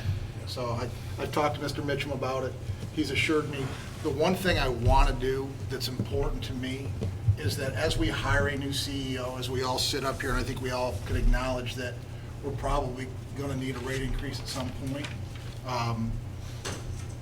is that we don't burden the new person, new CEO, with that being their first task. Oh, hey, congratulations, come in, raise your hand, you're the one that raised everybody's rates. And I'm going to talk to Mr. Mitchell about that, and he kind of gave me a timeline, hoping for. Yes, I hope to have that done before I'm out of here. So yes, I'll be working with him on that. So that. I mean, it'll be part of the process will be going once he's come in, if we get someone when we intend to. So, but it'll already be in the process. So we can talk about that and budget for it accordingly in the budget we're working on right now? Yes, it's in this new budget. So, because when you're gone, it'll be real easy to blame you. Yeah, of course. So, but I mean, it's a tough conversation to have because nobody wants to raise rates. I appreciated your concern for, you know, it's not as simple as just, you know, the consequence of raising rates. There are people out there that it hurts a lot more than others. Right. I take that very seriously too, and I appreciated your concern for that. So, but we still have a business to run. We have to look at that moving forward and adding these expenses in. So that was it. Ms. Pritchard, when we are losing skilled employees, are we losing them to FP&L and Duke, or are we losing them to the vast majority out there? Recent ones were, to my understanding, they went to a contractor. Right.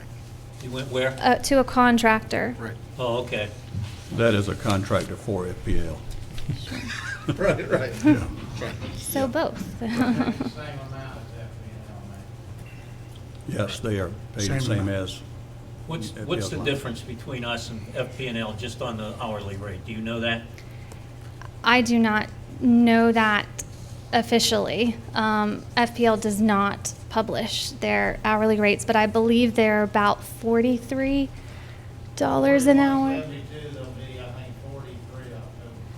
I was going to say, Mike, you know, because when they called to offer you a job, what'd they offer you?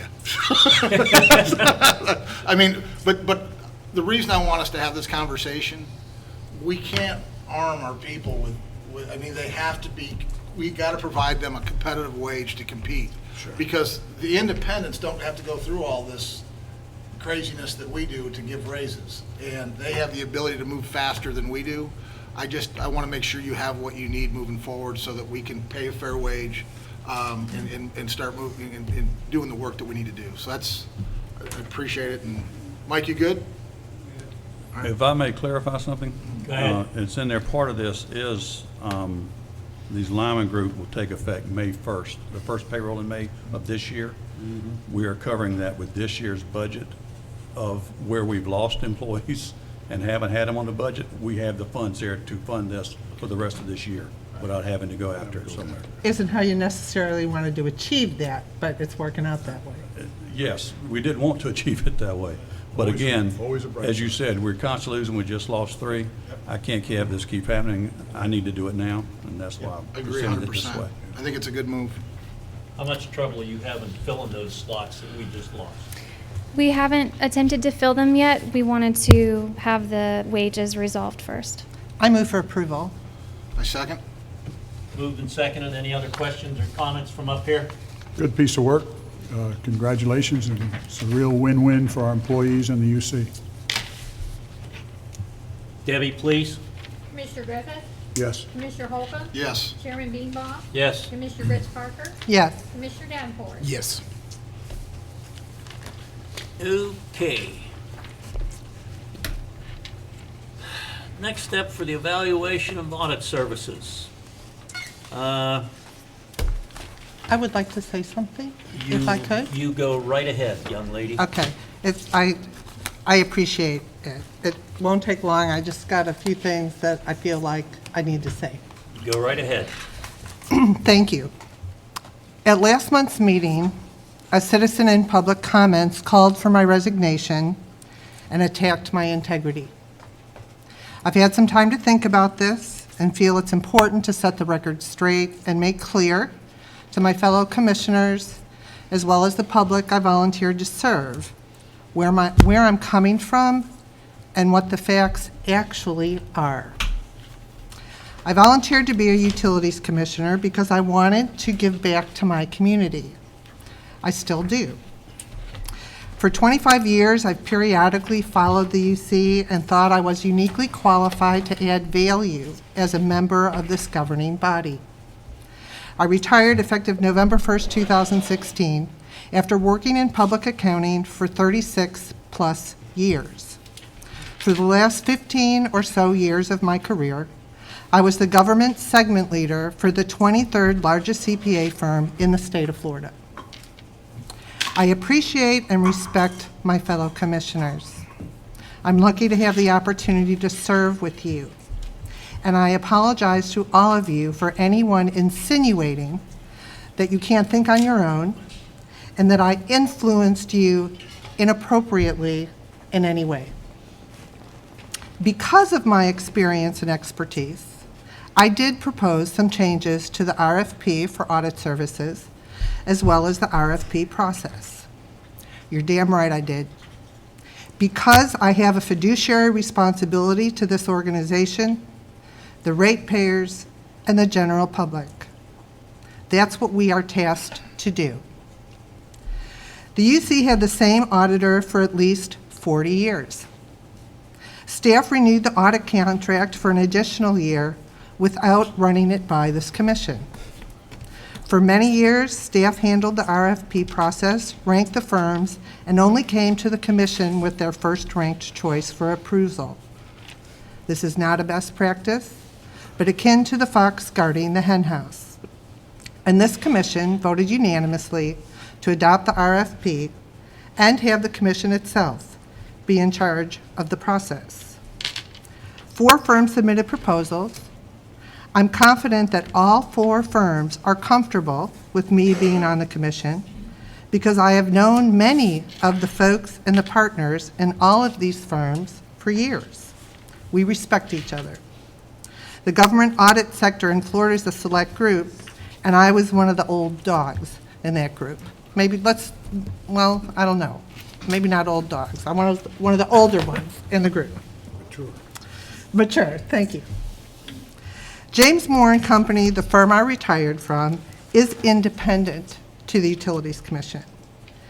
And I'm going to refer you to a section 1.279.020. I gave all commissioners and others here a copy, which addresses when there's the name of it is subsequent employment or association with an attest client, and a test client's an audit client.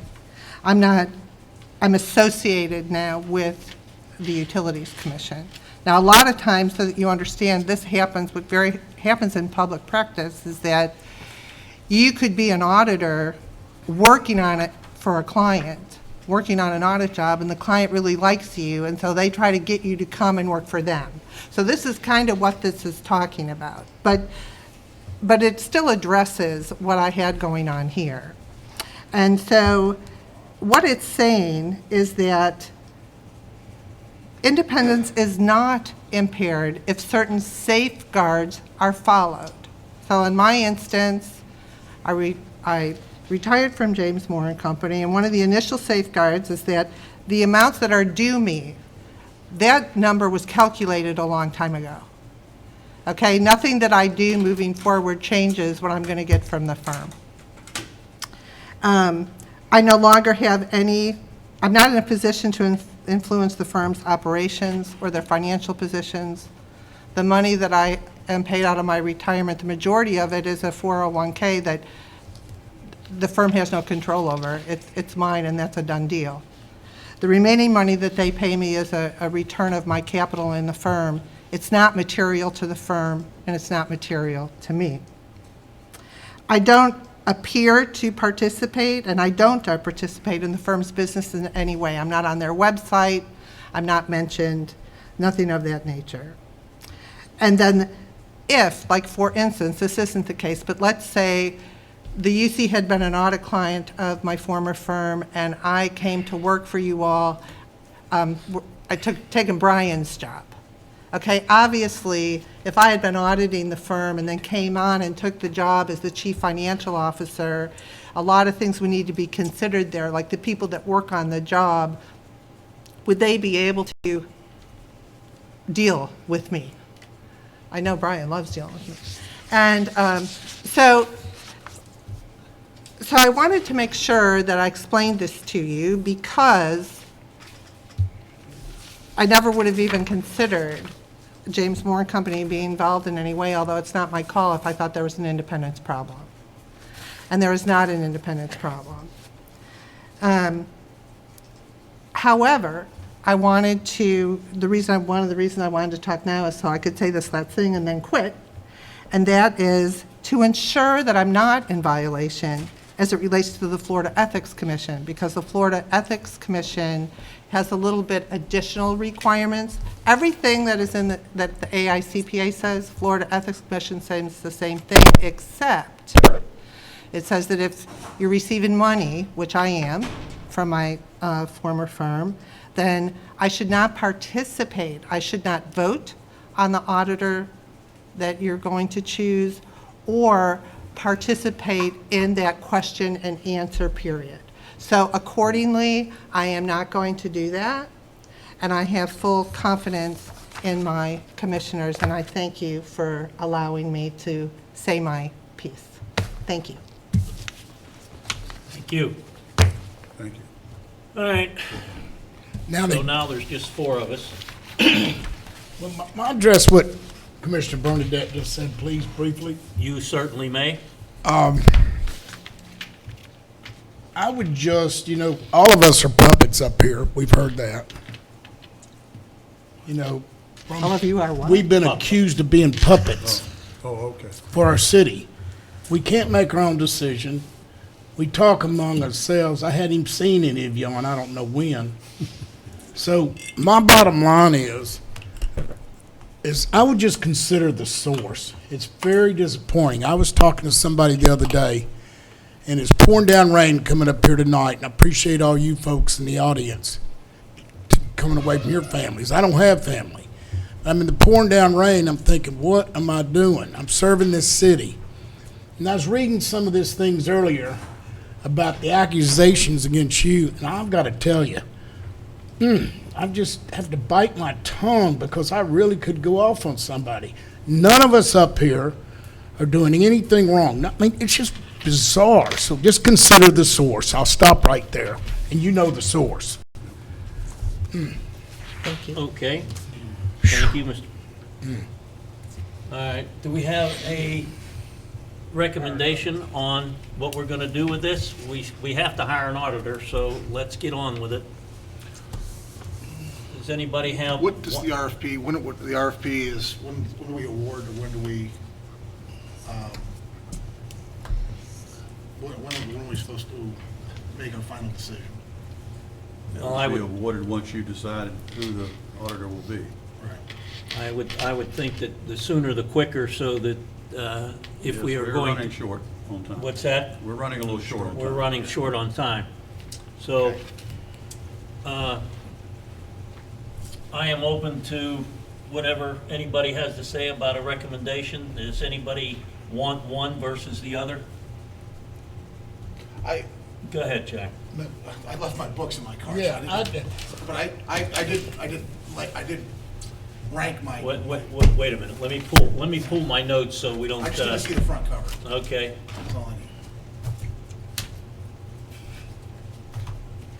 Purvis Gray and Company.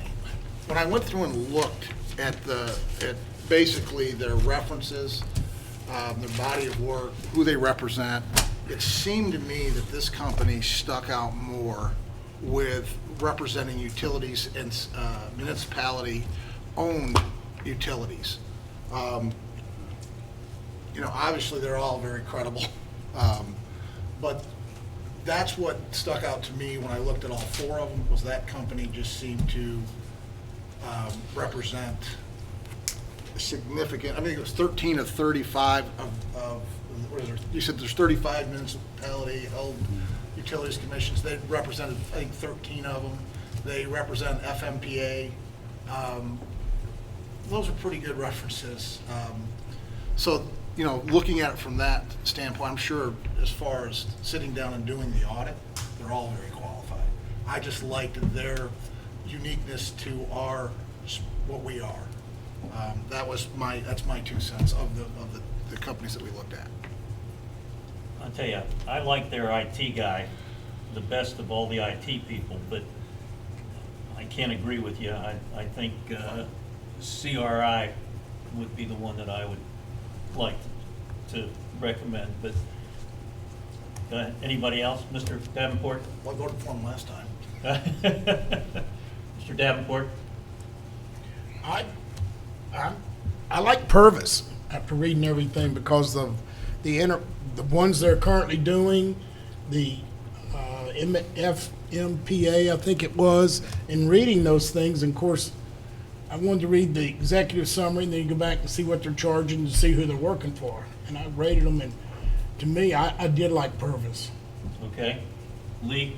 I was also interested in Purvis, so maybe a little pricey, but I think still very competitive. Not anything to worry about. Good experience, good recommendations, and I thought it was the best presentation of the four as well. But having said all that, Mr. Chairman, I'd like to hear what some of our people thought, because they're the ones that are going to be working with the people. And when, if there's some way we can just get some comments, because these have been presented to Mr. Belinsky? No, have not. Negative. Okay. These were We're presented the only strictly ones to who- you. Withdraw that at this point. Okay. But I wanted to try to get someone, either Mr. Mitchum or. I think this is, again, just to kind of open dialogue here. Sure. I would say, and again, that's what we don't want. When we're gonna hire the auditor, I don't need if you go look at the body of work, they all do. They figured out how to make people comfortable and get what they need. And that part of it's not gonna, I don't see us having an issue.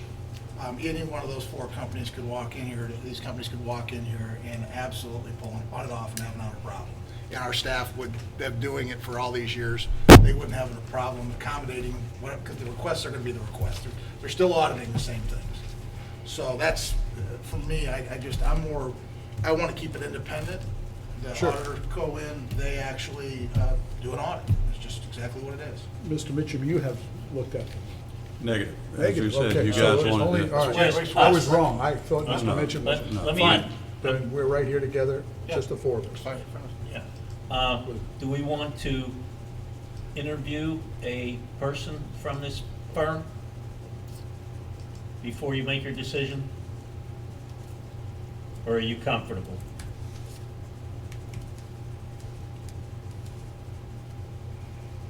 We have two recommendations with two people or three people's, three. Three, Shut up.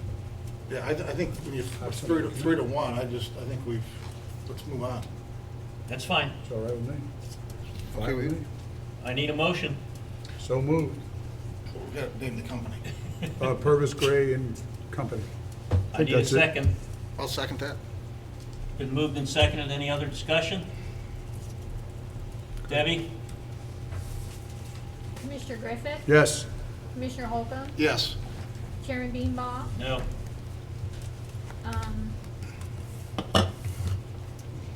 Mr. Davenport. right, Commissioner Davenport, Yes. Screwed you up, not going in order. Yeah. Attorney Cloud, She abstains. do I put down abstain, or what do we put? Well, you're going to have to file a form. Yeah. I think it's a Form 9B, as, declared conflict. Who, will you get that? Yes, For I'll me? take care of that for you. Keep me out of trouble? And yes, Thank you. it would be an abstention based on that, yes. Thank you. Disclosure and an abstention. All right. We have left for a workshop meeting on the Western utilities so that we can get and talk about this. Do we want to talk? I am leaving tomorrow morning. I will be gone until the 5th of May. So I am out of pocket for that time. Derek, are you the one that's going to speak for the commission, for the staff, or you got multiple people? What does your schedule look like? Other than you're too busy, you don't want to talk about it, but go ahead.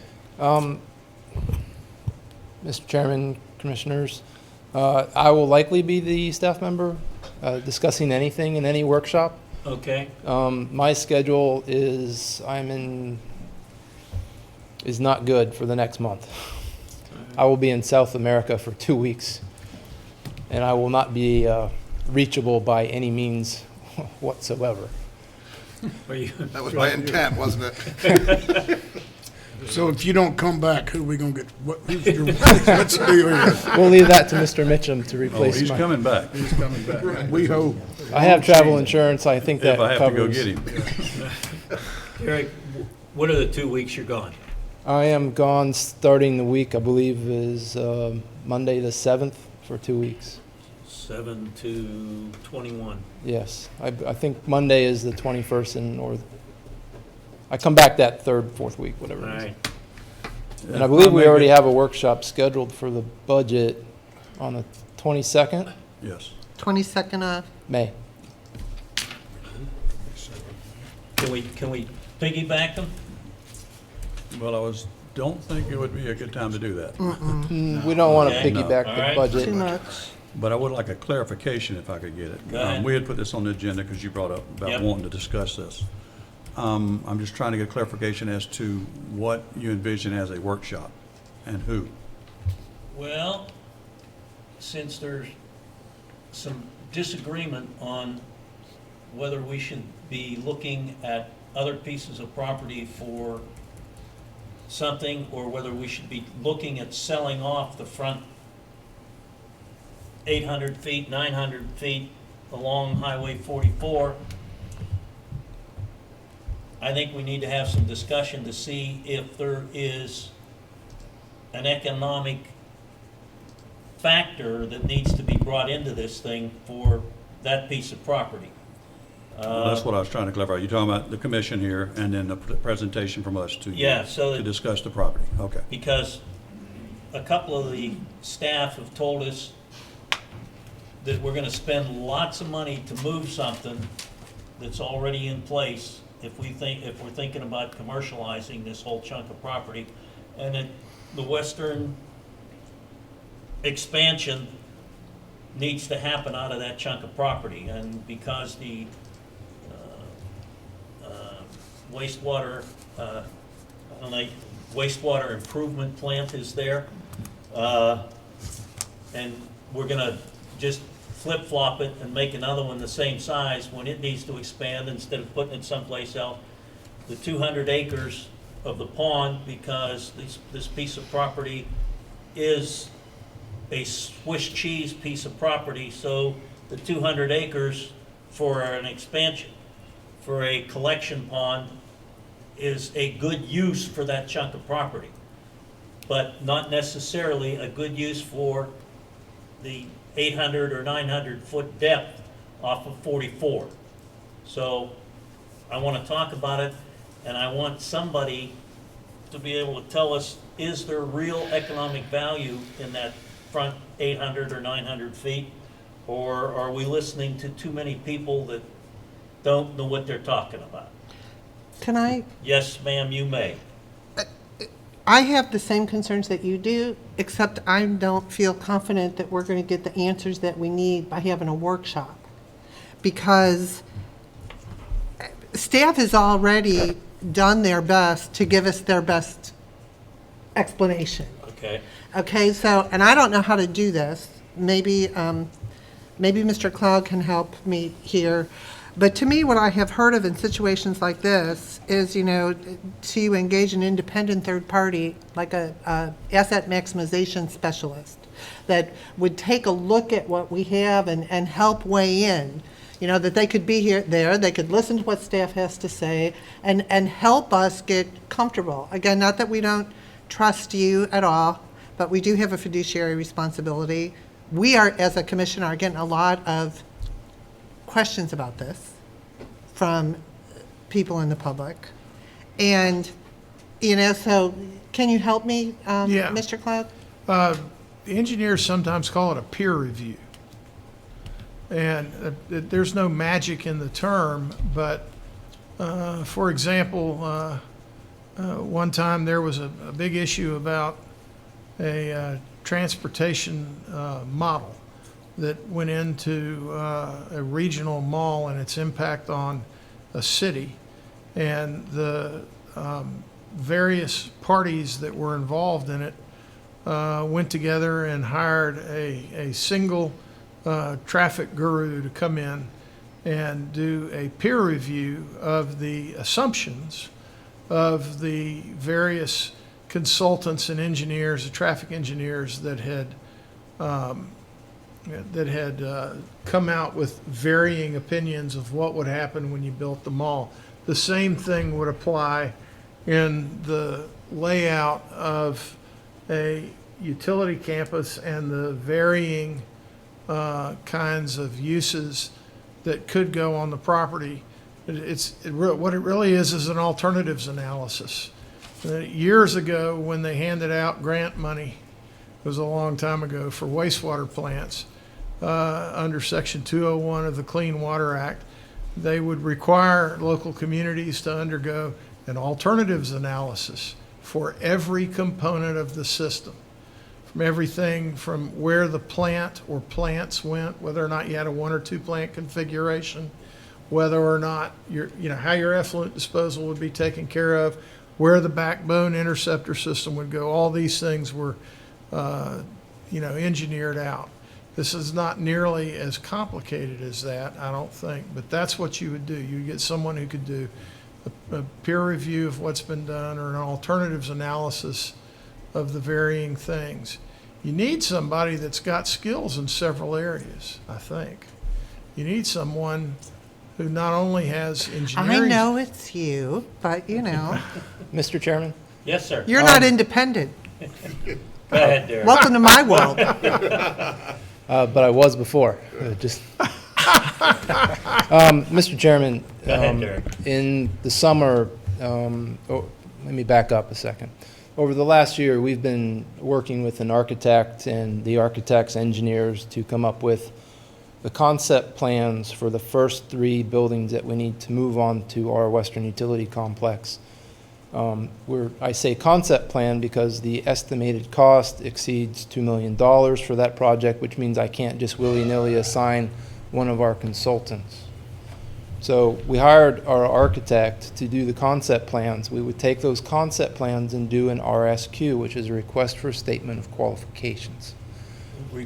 Request for a statement of qualifications. Okay, go ahead. In that request for statement of qualifications, we are going to ask for planning expertise on the property, and we can make it a part of whoever we select, the ability to analyze, do a peer review, and do an assessment of the property. So we can do that within the next 6 months, and I think that would answer a lot of your concerns. And that wouldn't be me. I'm not allowed to select the consultants. I'm not allowed, much like you in the RFP process, because I am so close to assigning contracts and coming to you with recommendations to spend money. Purchasing excludes me from RSQs, so that they hand me, here are your consultants that you may use at your discretion. And that process is coming through. You'll see that. That's out now for the continuing service providers, continuing service contract consultants, basically. They're going to hand me 10 consultants. Here's 3 electrical, here's 3 civil, here's an architect, a surveyor, et cetera, et cetera. We have to do a separate statement of qualifications for the property. So we will include the peer review or a planning section to make sure that we're doing it the way it needs to be done. Does that satisfy some of your concerns, Commissioner? Well, I don't think that talks about alternative uses. We can put that in the contract. But do we want to engage someone to do the whole ball of wax? as opposed to, like, I don't want it to just be kind of this side note of it, because I think that it's important for us to feel comfortable that this is the best use for us to do with this property. And, you know, and so I could make it a primary component of the statement of qualifications. Well, I think what you're talking about is an optimization study. I mean, that, I've seen, there's not many people that know how to do them correctly, but many times you'll have a problem that confronts not just a utility, but any complex business. And you're trying to figure out what's the best way to skin that cat. And you want to optimize your asset. It may be that 100% of that asset ought to go to your system. And there may be a whole host of alternatives for you to look at and a way to cost it out and determine what is the most cost-effective, environmentally acceptable alternative of those choices. But you're ultimately looking to optimize the site. And I think that's what Derek is getting at. okay. Yeah. See, that's the piece I think we need, and then we can have a workshop. Okay. But until we have that, I don't know how the workshop's going to help me, because you've already done a really good job of trying to explain this to us already. There are a lot of moving pieces, and what I don't want to have happen is the commission direct us to do a separate statement of qualifications for this optimization. We can include it with the one we're going to do for the 3 parcels, because I can kind of feel the daggers coming from the assistant city manager. We have to get Swoop off of Swoop. Right. Well, still the daggers. And Derek, I agree. And again, like, people ask me all the time with that property, I said, I'll let you know when I know. And it's, you know, because, and that's all I'm trying to understand is, I've seen what you guys make a very good case for that use. And I liked what he said there, 100% allocation of the asset. So the 800 acres is that's, you know, that person would come in, or that firm would come in and say, absolutely, based on what your need is, how to serve your community, best use for you and the only use is us as the commission. Yes, as your asset, this is the best thing for you to do to achieve what we're going to need to achieve. I mean, we still, whether we do it here, there, or anywhere else, it still has to happen.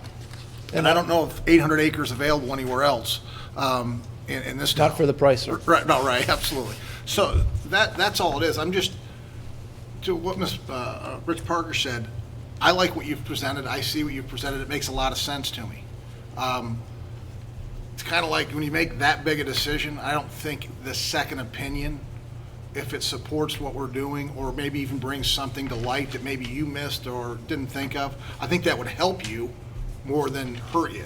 Because the best news for us to come back when they say, you're absolutely right, you need to use this 100% of the asset allocation here, you were on the right path, then it's easy to walk out in the community and go, we did our due diligence, we built what was supposed to be built here, it's going to best serve the community, and I agree. And if it can do step by step with you, if you can do that in your process, I think that makes more sense, because I don't want to stop your process.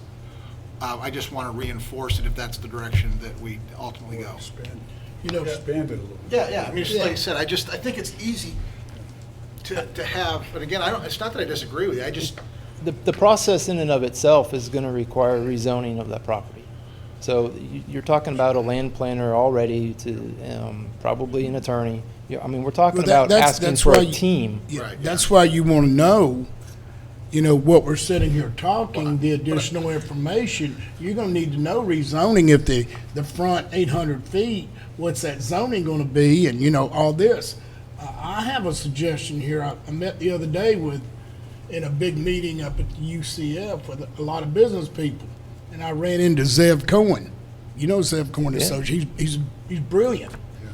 but I'd Wait, reach out to which Zev. member of Zevcona Associates did you run into? Do what? Which member of Zevcona Associates did you run into? Zev Zev the man. retired. Yeah. Zev the man. Zev the man who I trust, I respect, and he's done every major project around from, I worked for him for 8.5 years. you know what I'm talking about then. Okay, Zev the man. I respect him so much, I think it'd behoove us to bring up that I'm sitting here on this commission, I can talk to him as a friend. Zev, what would you advise me sitting there, where could we go to find this information to back up what we're seeing here? You know, just get some guidance, just like you did, Bernadette, and find an attorney and so forth. You know, we reach out to who we met along the way and network the people we know to try to back up our staff, and especially since you work there, you know Zev, so he can knows he's propose, qualified. right, on the RSQ, yes? If I you missed had that this be a significant portion of the RSQ, yes? That, I'm still not hearing I'm sorry. If, I liked what you had said, to have a significant part, add a part where it's a significant part of the RSQ that talks about the optimization study. Yeah. And That would be part one. And your guy could, and his company could participate and Right. propose. Zev is retired, but he's a great guy, but Zev could refer it. I mean, he wouldn't, Derek, you know where I'm coming from on this one. It's the same way we all are, but we're all on the same page. It's a kind of small saying it community. differently, I think. I was in the contract purchaser of Zev Cohen and Associates house last night. I built him a brand-new farm table. I know Zev Cohen very well. He's a great guy. Well, no, I know his staff that currently works at Zev Cohen. I still maintain a relationship with several of them. We'll get, the community here is anxious. This property has Williamson Boulevard coming through it. Everyone's anxious about that. I've been thinking about Williamson Boulevard for 15 years when I would develop Venetian Bay. It's not uncommon to me. I'm familiar with it. The process is I'm not allowed to do the work myself. I'm going to hire a consultant. Now that consultant, and I'm going to use the term consultant because it's going to be a team of consultants, land attorneys, planners, landscape architects, biologists, environmentalists, the whole 9 yards, civil, electrical. We're talking about some significant improvements to our property. And I'm not taking it lightly, I assure you. And we can do the RSQ and we can make it a primary, it's going to have to be a primary part of the conversation regardless. As soon as we make any application to the district for the development, they're going to send it to the Army Corps of Engineers. And so, I mean, we're talking about mass permitting of this property. I have no option but to do it one way, and that's the right way. Well, that's not a way to do it, in anything. Yeah. So you can achieve what we're trying to do, so. Absolutely. Right, so Let's do it. Let's just do it, I guess. Let's do it. Derek, how soon is this going to happen? A significant part of, let me put it to you this way, the RSQ has already been in draft form on my desk. Okay. When I get back from trips and vacations and training, and once we get the budget over to the city, I'll free up a little bit of time. Make sure the budget gets revised for this new thing we want. Yeah.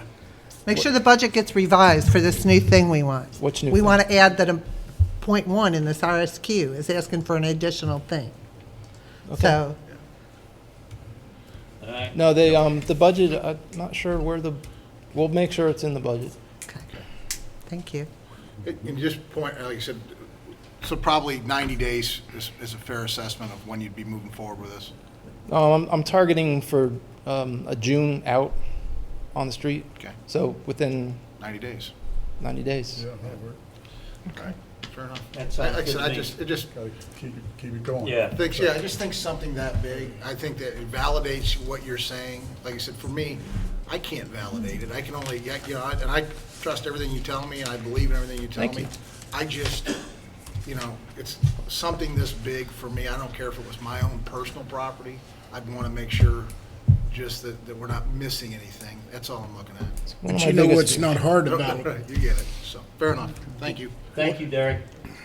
What's not hard to value, Yeah, Derek, do you though, want to say anything more? When I said thank you, do you want to say anything more, or we?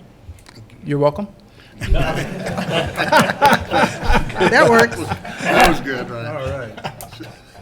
we're talking about, Commissioner Biedenbach and Jack, Mr. Holcomb, talking about validating it. All right. The prices, if anybody knows, you do. That's way beyond me. I only did 12 acres. That's 800. Well, I'm talking about 44. Right, no, yeah. Okay. Mr. Davenport, do you have anything good for the organization? I do. I'd like to bring something up. Many years ago, mother was in a walker, and then she went to a wheelchair, and mother always went to public meetings. She didn't have it, the beauty of watching it on the computer and TV, and she was disabled. And I feel like this. Mother would have loved to have called in. And I feel that if you can't make it to our meetings and come down here and look for us, we have handicap parking, we have right at the door, we have elevators that bring you up. I would like to see us do away with call-ins. If you can't make it, then sorry. Because we could sit here one night and there could be 20 call-ins or 30. This could be really, to me, I don't see the city commission do it. I'd sure like to stay at home, call Mayor Hathaway and say, can you put me on for 3 minutes? I got something to say to you. I think that might go over like a lead balloon, just in my thoughts, but I would like to see us do away with call-ins. I'd like to see us limited to 3 minutes. Obviously, we must have the public input. One all we can get. If you want to be more than that, you can get on the agenda. But that's me right there, that personally. Another thing, specifically, I know we got a lot on our plate. That's why I seconded that a while ago. We've seen on TV recently about, and we all know this, about the pollution of the Indian River Lagoon. We've seen what's going on and down in south of us a little bit. I don't know how we start looking into, and Commissioner Bernadette brought this up about silver sands. We need to look into that in the future. And I'd like to see us start thinking about these things.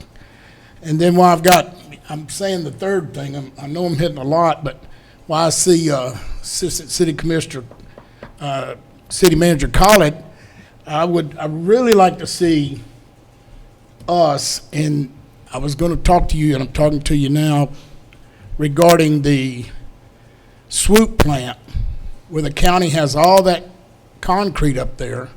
I'd like for us, the commission, to work with the city and find to go ahead and get an offshore reef, and the county would work with us. Deb Denny's is with us to get this offshore reef going so we can get all that concrete out of there.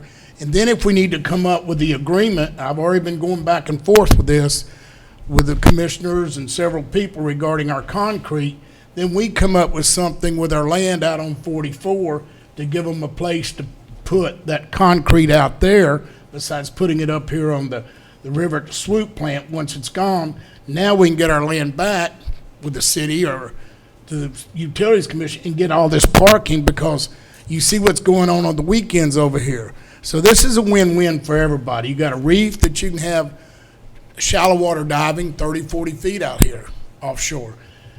Okay, and then we charge them a lease, we can get some money, if we can get the concrete going out, move it west of town.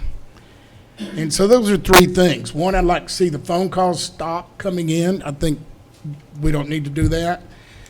Two, I'd like to see us down the road here address the septic tanks and to try to help people to get off the septic tanks for the future of the Indian River Lagoon. And three, I'd like to see the swoop plant. Swoop plant being as important as anything for parking. I guess I said enough, huh? Thank you very much. Jack? I'm good. Mr. Parker? Yes, I agree on the call-ins, Buddy, but I have a question for Mr. Cloud. Do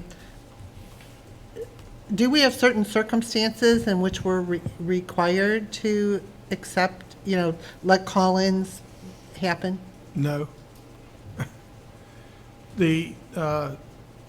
Until 2013, when the courts had been asked to rule on it, they had ruled unanimously that there was no right to public input. And then the legislature changed that in 2013 and provided a right of public input for those present at the meeting.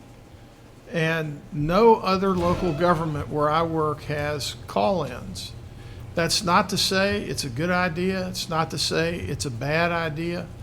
But I'll be happy to look at the statute again just to make sure, but I'm not aware of there being a requirement to have call-ins. Now, I know you've had this as a tradition for some time, but I'm pretty sure it's not in that 2013 statute.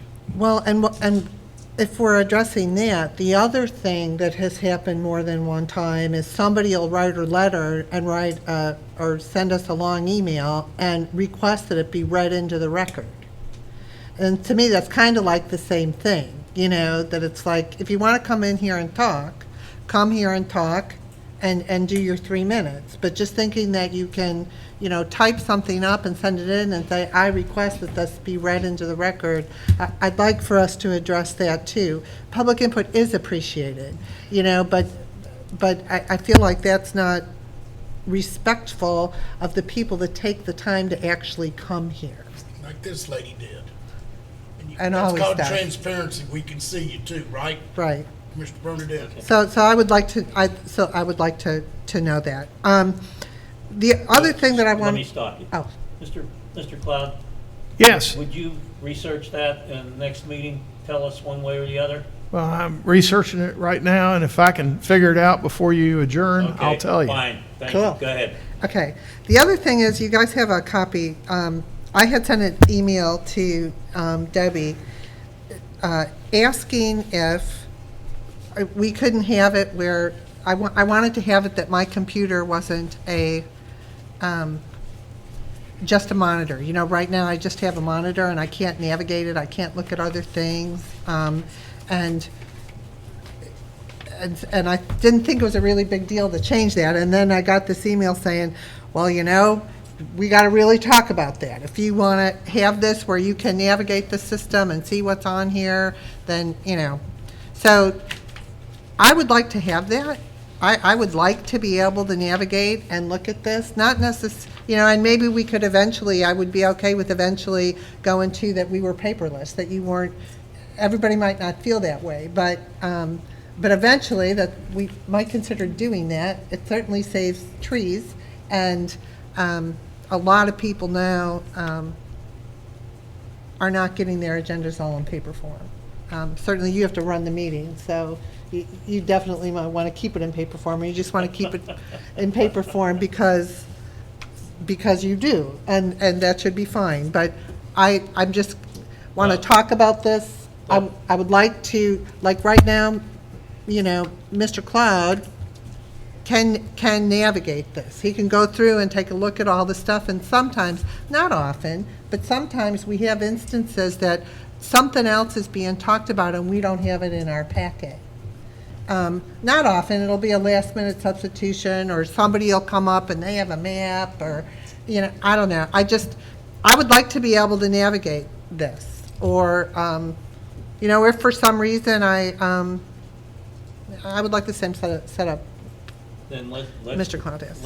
Let's ask the IT people to tell us next meeting. Is she here? Yeah, she's sitting back there. Well, if I may, Yeah. we did put that out, like you said, for information for all of us to discuss this.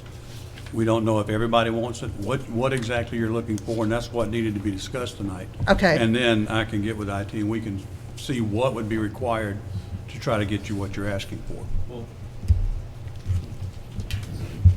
Some of you may want it, some of you may not. You may want to, however you want to address that.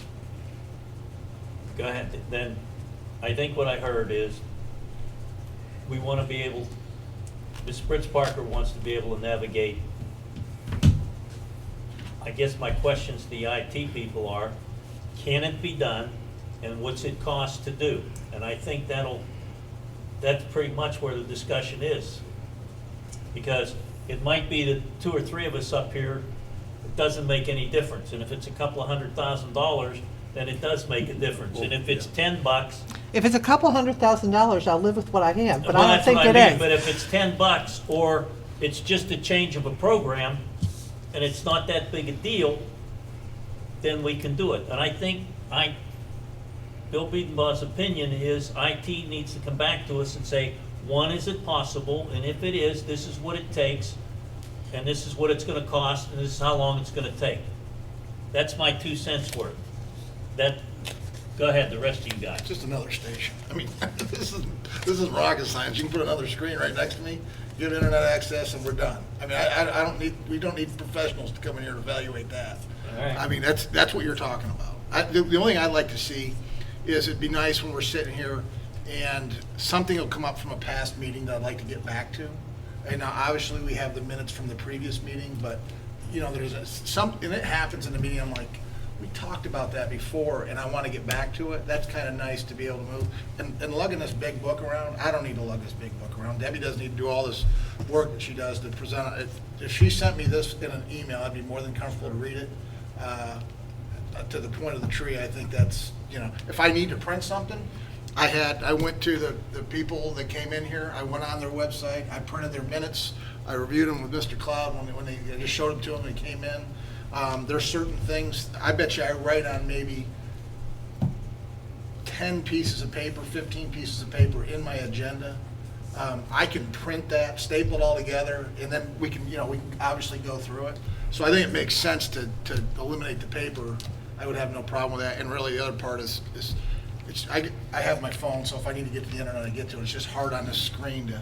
You can't see it. Just I sit know. there, right, just sit there and go back. Sit here with an iPad, right? So like I said, I don't think it's, we're just talking about internet access, because that's all I ever want to get back to. Well, then why don't we just have IT make a presentation next meeting and say, hey, this is what we're looking at, this is what it's gonna take, and this is how long it'll take. We can give you that. All right? Thanks. All right? Well, and if we're gonna do that, I just, I know I made some calls today actually to ask what some other people do. And for instance, now, City of New Smyrna Beach, the commissioners have an iPad. So they don't have this up, and so they can go into the meeting, they have an iPad. The iPad has all their stuff. And they also then can have access to the internet to get to the website if they want to look at stuff for other meetings, from other meetings. I think we could present a couple different options. Yeah, and maybe we could eventually go to, being more paper light anyway. Anything else, ma'am? I have one other thing. Go ahead. I'm sorry. Can we update our letterhead for our new attorney? Yeah, I noticed that. I think that might be a good idea. Yeah, I think that would be terrific. All right. All right, That's all I got. thank you. Lee, All good. I think we've had enough fun for tonight. So what? Colin, say something, were you going buddy? to say something, Colin, a while ago? I don't think the chairman. I didn't see him. I'm sorry, I was sitting back so you guys can all see one another. Good evening, Khaled Reshadat, Assistant City Manager. I just want to mention Commissioner Davenport on swoop. You mentioned about the county looking for another site. We have approached the county, and this was 4 years ago, to look for alternate sites outside the swoop, but they wanted to be close to the water in order to make sure that their program is on target. Now they're looking into to stay at swoop. So that might change our where? plan a little bit, at swoop. They want to stay. So they're trying to help us to find another location, whether it's to the north of our site right now, to provide additional trailer parking. Well, here, So I just want to I just want to make sure that this discussion, it's been going on for 4 years, and now they came back wanna 6, stay 7 months there. ago saying, you know, we're having a hard time to find another spot. Well, I don't understand, but wish you could work together. I know I brought it up to Deb Denny's. Deb said it sounded like a great idea. Then she went over and mentioned it to the county manager. Then it came back, and they're not looking. They want to stay there. But why can't we have them west of town and say, okay, put it on trucks and let's bring it back over and put it on the barge, besides it just sitting there, taking up most valuable land in the city, when we could have nice parking and be charging and helping out a lot of people, especially with the causeway.